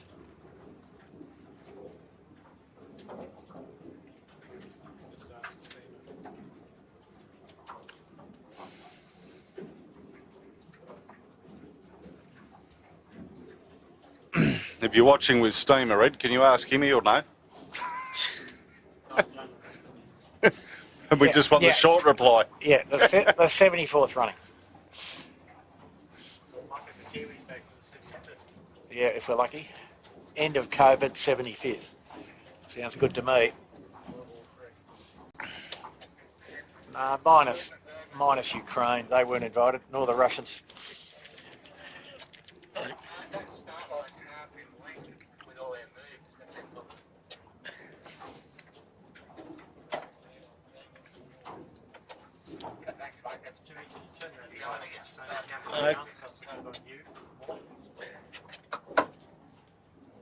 Just waiting now for the fourth race, and what are we doing, Andrew? Are they moving the... No, they're going to bang her off, and I think they're right in doing so. The breeze just gone back to the sort of mean that it was before. Gee, that starting line's short. Yeah, they were just radioing. Look how short it is. Yeah, they reckon it's drifted, so they're Yes, that's just going to drag it out. The Mark Lang boat's now going towards the pin to... Mind you, reposition it. the anchor chain on the Ripple side is very straight up and down, isn't it? Yep. Wondering if they've got enough chain in it. They might be drifting because these are the two marks, right? Yeah. No, the Rebel side probably is in the mud, but the ground tackle for the other thing probably the problem for the buoy. Found the one big hole.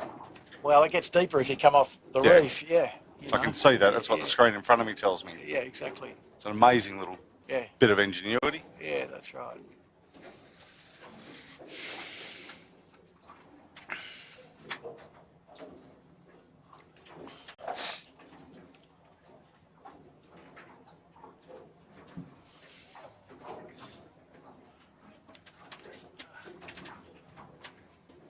Might have to load another camera reel in there, Chits, for the to catch it. Waiting. There's nothing's happening quickly out here. There's not much breeze. The boats are not moving quickly, and the committee boat are moving slowly as well. They're waiting for the pin to be relocated. And what do we think of the breeze, Andrew? Not much, eh? Fabulous. Soft but okay. Just okay. Yeah. Just okay. What's the long road weather forecast? Question about the long range weather forecast. I haven't commenced to look at that because the last race is 14 days away. What about the first race? Only 6 days away. No, well, I'll start doing my homework as of tomorrow, Peter. Thank you for asking. Well, I'm showing a nor'easter next Saturday for the first heat of sort of 12 to 15 knots. We've got the invitation race on Friday for And that's the the viewers at same. home. That's the same. Yep. Gradient nor'easter. Okay. Well, that's my early prediction, but I'm no weather guru. You're the man. Andrew? Well, You labelled yourself, you're it. no, I didn't label myself anything, Jimmy. I regret to inform you. So we're just, here we go, waiting, and Aye the flag. aye flag is up. The hoot have been sounded for the start of the fourth and final race today in this mini sprint series. Just one day of racing, and we're about to get the fourth race underway. It's been a long afternoon, but not much wind. Check that out for a sale sign. That's Wow. pretty impressive, isn't it? It is. Very impressive. The Dark Knight. It's up to Bucko to work out that pronunciation by next week. Yeah. Kaltenberger, right there. Yes. But, yeah, the boys down at Image Signage in Brookvale did that. So if you want any good signage, head on down to them. How do they paint that on? How's it? That's a vinyl, that one. Okay. But the likes of Birkenhead Point, Tech 2 and that, it's like a paint, a special paint that they use on them. But, the boys at Image Signage do the majority of the fleet for all their signage needs. It's very impressive. It's a piece of art almost, isn't it?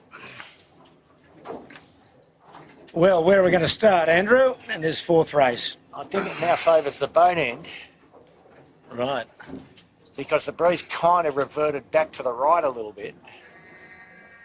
There's your 3 minutes. There's a bit of breeze, a bit more breeze now. It's Yeah. probably 6 knots. A bit more breeze in the Dardanelles, Yeah. indeed. So the wind shadow of Shark Island back in play, I think. The Dardanelles Cup, eh? The DardanellsCup.com. That's what we can call it moving forward. That's right. No longer the Super Series.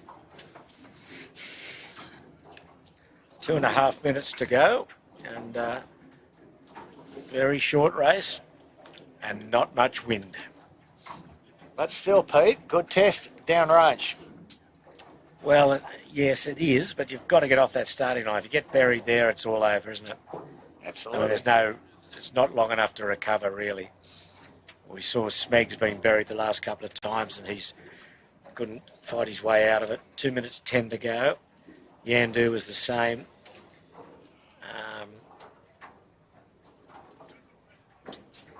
2 minutes.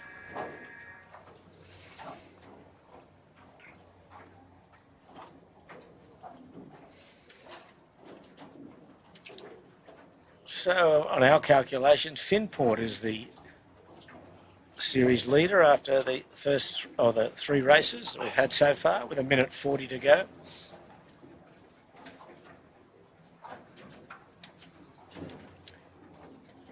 And a very short windward beat.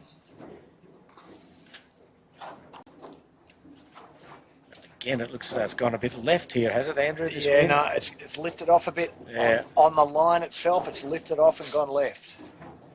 And Tech 2 up near the committee boat end having a lot of trouble getting steerage way, so, and laying the line on port, sort of. Yeah, if it goes too much left, they just reach into the weather mark. Coming up to 1 minute.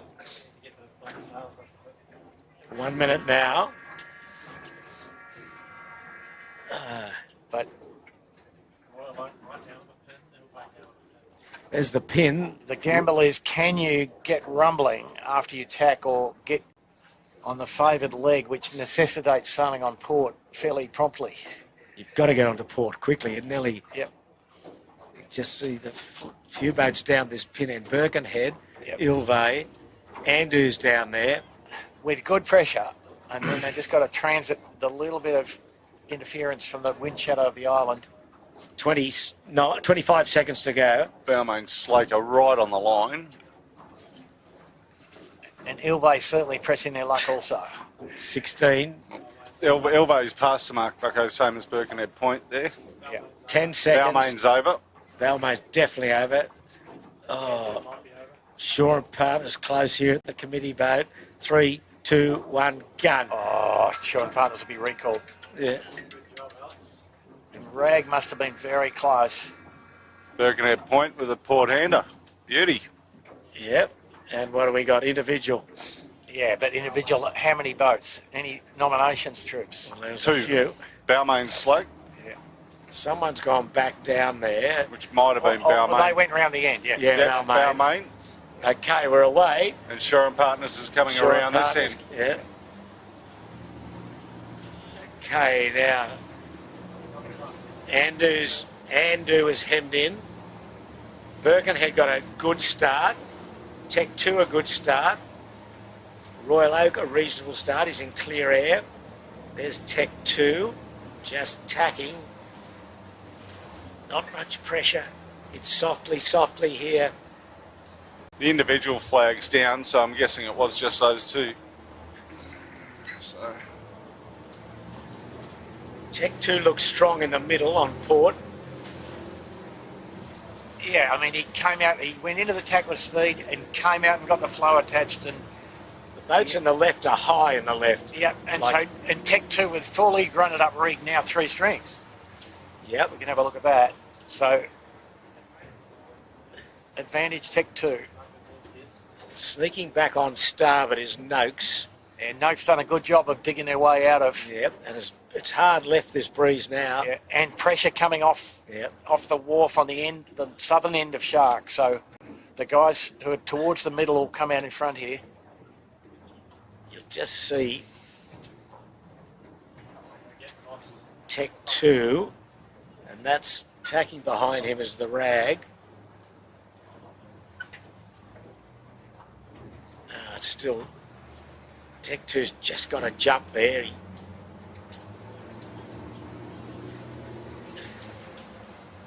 The Rag's going back in towards Shark Island. Where did Finport get to in all that? He's on the far right. Okay, Finport, In pretty good shape. he's in reasonable shape. He's in second as we look at it. So it's Tech 2, Finport, Smeg, Birkenhead, Lazarus, Royal Oak, and then Noakes Blue. They would be the leading group. The boats that have come left, like Noakes Sailing, haven't done that well. He's off camera at the moment. Tech 2 will lead. Convincingly.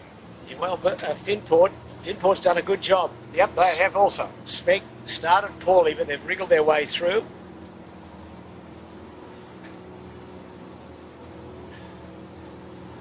Wow. Reasonable pressure here. There's Finport tacking. Oh, a couple of bad waves he's going to hit. He will not cross Tech 2 at the moment. There's not much in it. No, but Tech 2's got enough room to pay his respects. Yes. Yeah, he's clear ahead. Yep. Well, yes. And good pressure on the camera cat. We're up near the windward mark. Quite a good little bit of wind coming down. Tech 2 is going to make things very awkward for Finport. Yeah. Tacking right on his gas. Birkenhead and Royal Oak. Royal Oak are going into the point. Oh, don't tack too short, Birkenhead. Going to make it hard for yourself. They're all underlaying, I think, at the moment, or they'll be pretty tight. No, Tech 2's laying. Do you think so? Tech 2? Yep. Body language says we're laying. Oh, yeah, it'll be tight. It'll be tight. You just put the bow up then. No, well, he was 3 strings and he, just said, okay, just need a little height. It's okay. There he goes. 3 strings, so he's laying. Yeah. So that's probably going to secure him the title. Okay, Tech 2 will lead at the weather mark the first time. Just 2 laps. Okay, they're around.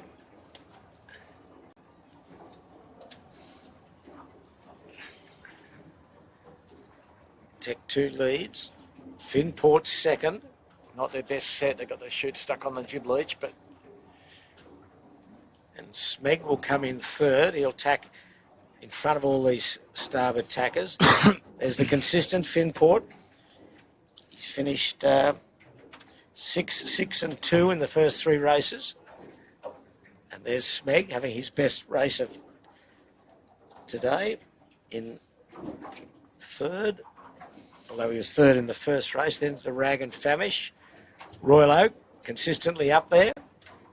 Now comes the Birkenhead. Birkenhead Point. and a big bundle of boats, the Peloton of the last half of the fleet. Then the Burrawang Hotel. Oh, and then Noakes tight on the lay here. Kisses the mark. Makes things a bit hard for him. Then next round is Yandu. Wow, there is a gaggle here. Yandu, Noakes Blue, Plances Unline. Then Andu. Wide of them is Shore and Partners. Oh.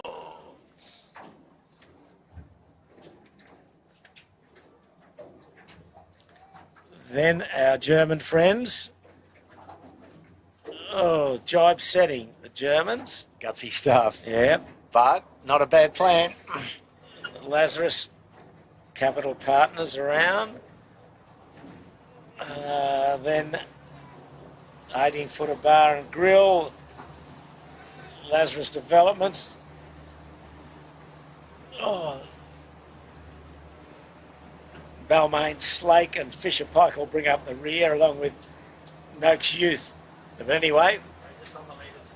Just get that shot. on the leaders, lovely shot of Spinnakers as they run downwind, but not much wind. Very, very soft. Tech 2 led at the weather mark the first time, narrowly from Finport. They go round a gate here. They can choose between the right or left mark. Looks like Tech 2 going to the right-hand mark, looking downwind. Big roll jibe and into the right-hand mark.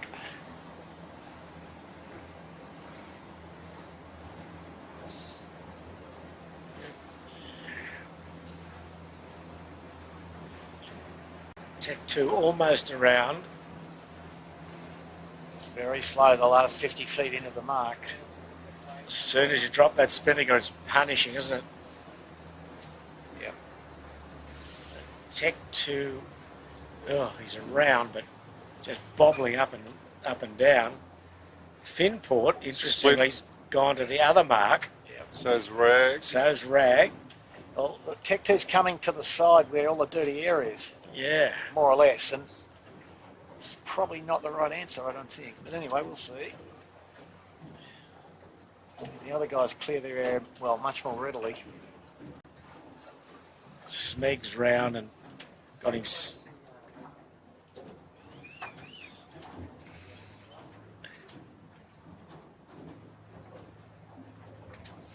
So there's a big split here. Still, Tech 2 high left now.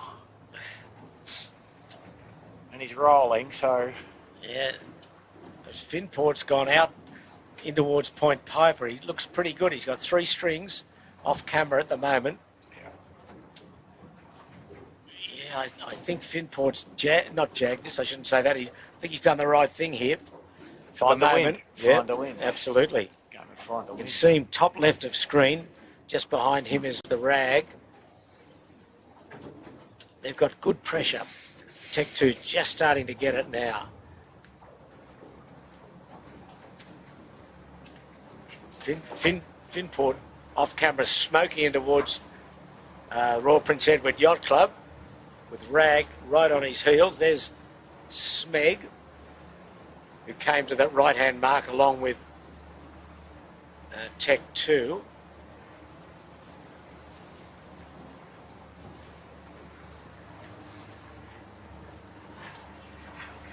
There's the tail end is just still running downwind, Balmain Slake.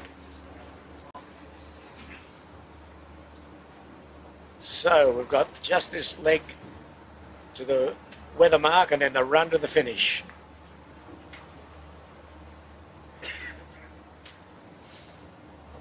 And then right in on Point Piper, top of screen, is Finport. Keegan York, Phil Marshall and Bryce Edwards Just tacking there, Shippo. just attacking right on the eastern end of Point Piper, and they will cross Tech 2. And the other boat that's come into play is Noakes Sailing, Dave Gilmore. Not going to be much in this, but Tech 2's not going back on anything great at the moment. Yeah, but again, he'd be trying to go to the lay line, Pete, I think, on the starboard side. So Finport's not laying. No, No, they had a That's bit of terra firma in front of them to Yeah. tack out off. Tech No. 2's second, but they've got the advantage of only one more tag. Noakes Sailing tacking right on the point of Point Piper, but Finport leads narrowly from Tech 2. Yeah. There's the cross. Yeah. Royal Prince Edward Yacht Club in the background. There's Yandu. So I believe they watch us in there, Pete. Yes. The Royal Prince All right. Edward. Hello to them and your members. Lovely club. Okay, so what do we got here? We've got Finport not laying. Tech 2 probably up on the lay line. yeah, Tech 2 on a comfortable lay line. So looking Finport, bad. 2 more tacks. Yeah, or one more, or yeah, 2 more, exactly. So, and Tech 2 just in front of Rag. Rag actually ducking, so that gives you an idea. Yep. Okay, it's tight. Finport's going to cross, is he? Yeah, Just. yeah, he will. He'll get in. Wow. Okay, good job, boys.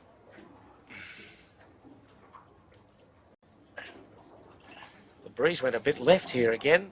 Okay, Finport on his way to home is the leader. Well, he's Got his nose in front. Can he hold off Tech 2? Can he hold off Rag and Famish? Same with those three. Good set on Finport. Good job, boys. Yeah, just jumped a boat Yeah, length. yep. That boat length might be all they need. Laying down now. The breeze gone into the left a bit. And just built enough for it to take him to the finish pretty nicely, Pete. Yeah. Just further back, it'll be Smeg will be 4th. Noakes sailing 5th. Royal Oak 6th. But we're concentrating on these 3 leaders. And Tech Oh, 2, they're gonna- Tech 2 and Rag, the 2 of the faster boats downhill. Okay, well, Finport looks pretty good at the moment. He's got good pressure. But Pete, as you know, hard to defend from when you're the leading boat and the Yeah. guy behind you is quicker. Yes. It's one of those tricky problems. Well, let's see. Let's see how he goes. Doing pretty good job at the moment, Keegan York. So Finport, Tech 2 using a little more riding moment than Finport.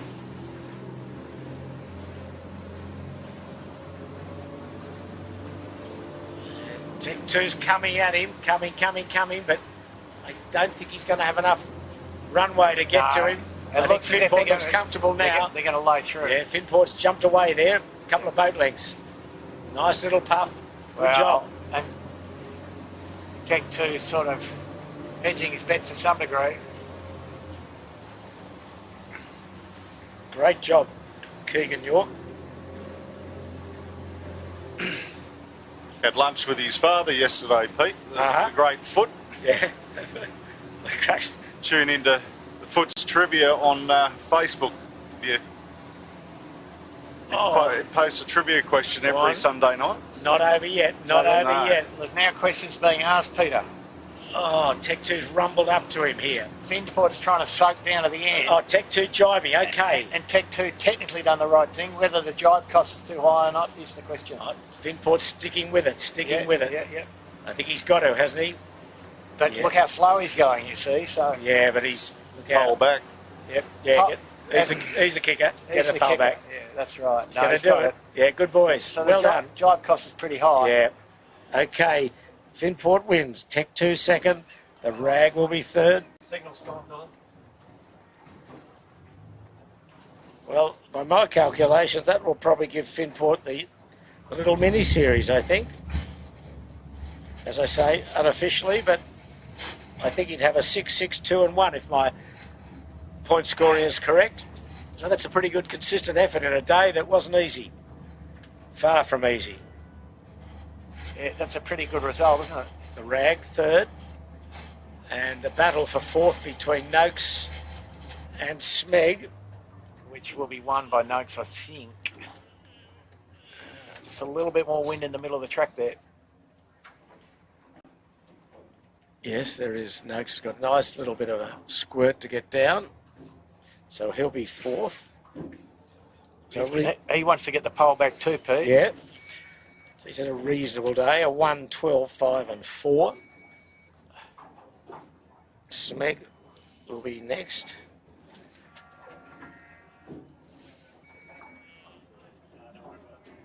Smeg will be fifth. Andrew nearly in the water. Yeah, Andu trying for the ultimate roll jibe. It's got the roll Yeah, a bit extreme. Matty Stenner's up in front of the mast trying to drive it from there. Smeg. Oh no, Appliance is online. Having his best outing. Yeah.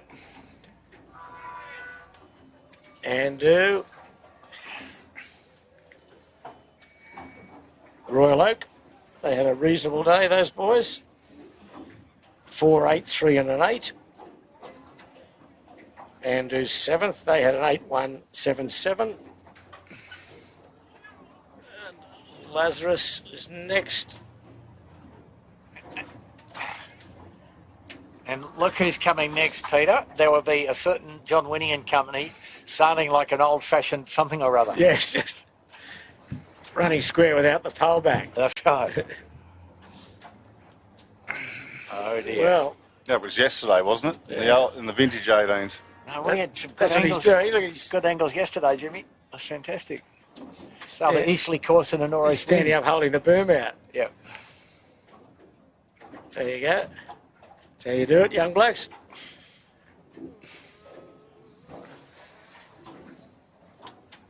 And the peloton arrives. Yeah. Oh, it's all happening here. Here they come. Here comes our German mates. Noakes Blue. Balmain.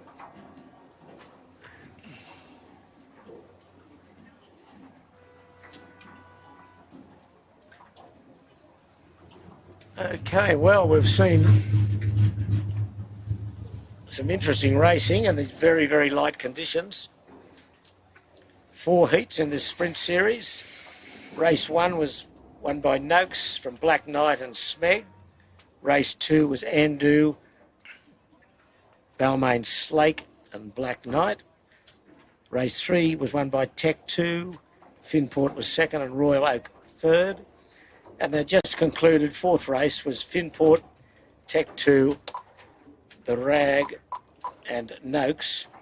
And unofficially, we believe that Finport was probably the winner on the day with a scoreline of 6, 6, 2 and 1.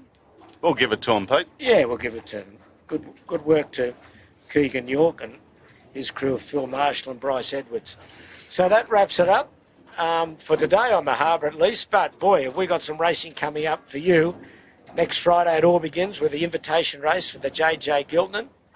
Then Saturday and Sunday, 1 heat on each day. Then a lay day on Monday. The Tuesday, 1 heat. Then on the Wednesday, 2 races. Thursday, 2 races. And then on Saturday, 1 race. Sunday, 1 race. 9 races in all. And, a lot of questions to be asked. Can Sevi Jarvan break his own record of 7 JJ Giltinans? Can Michael Coxon defend his title? Can Jack McCartney finally get through and win a title? Can the old hands of Sean Langman or John Winning show the young blokes how to do it and win a title for them? Or can we get a new winner? Someone like Harry Price or Marcus Ashley Jones or even Keegan York or anyone that might come through and win their first JJ. It's all up for grabs. We'll know that in 2 weeks, but it all begins on Friday. And I hope you can join us then for our coverage of the JJs. Will take you all the way through for all 9 heats and the invitation race. So don't forget to leave a comment, hit the subscribe button and like our live stream if you're enjoying it. So on behalf of the Sale Media team, we thank you for viewing. I hope you've enjoyed it. It's been a quiet day, but an interesting day and 4 races, so plenty for everyone. So on behalf of Chits and Piers and Dylan and Caleb, we thank you boys for your great coverage today. And for Jimmy and Andrew Buckland and Jimmy Bury, we say thank you for your commentary. Jimmy, for your superb driving as always on the Marvis Camera Cat. So until next Friday, this is Peter Shipway saying farewell and good afternoon from Sydney Harbour.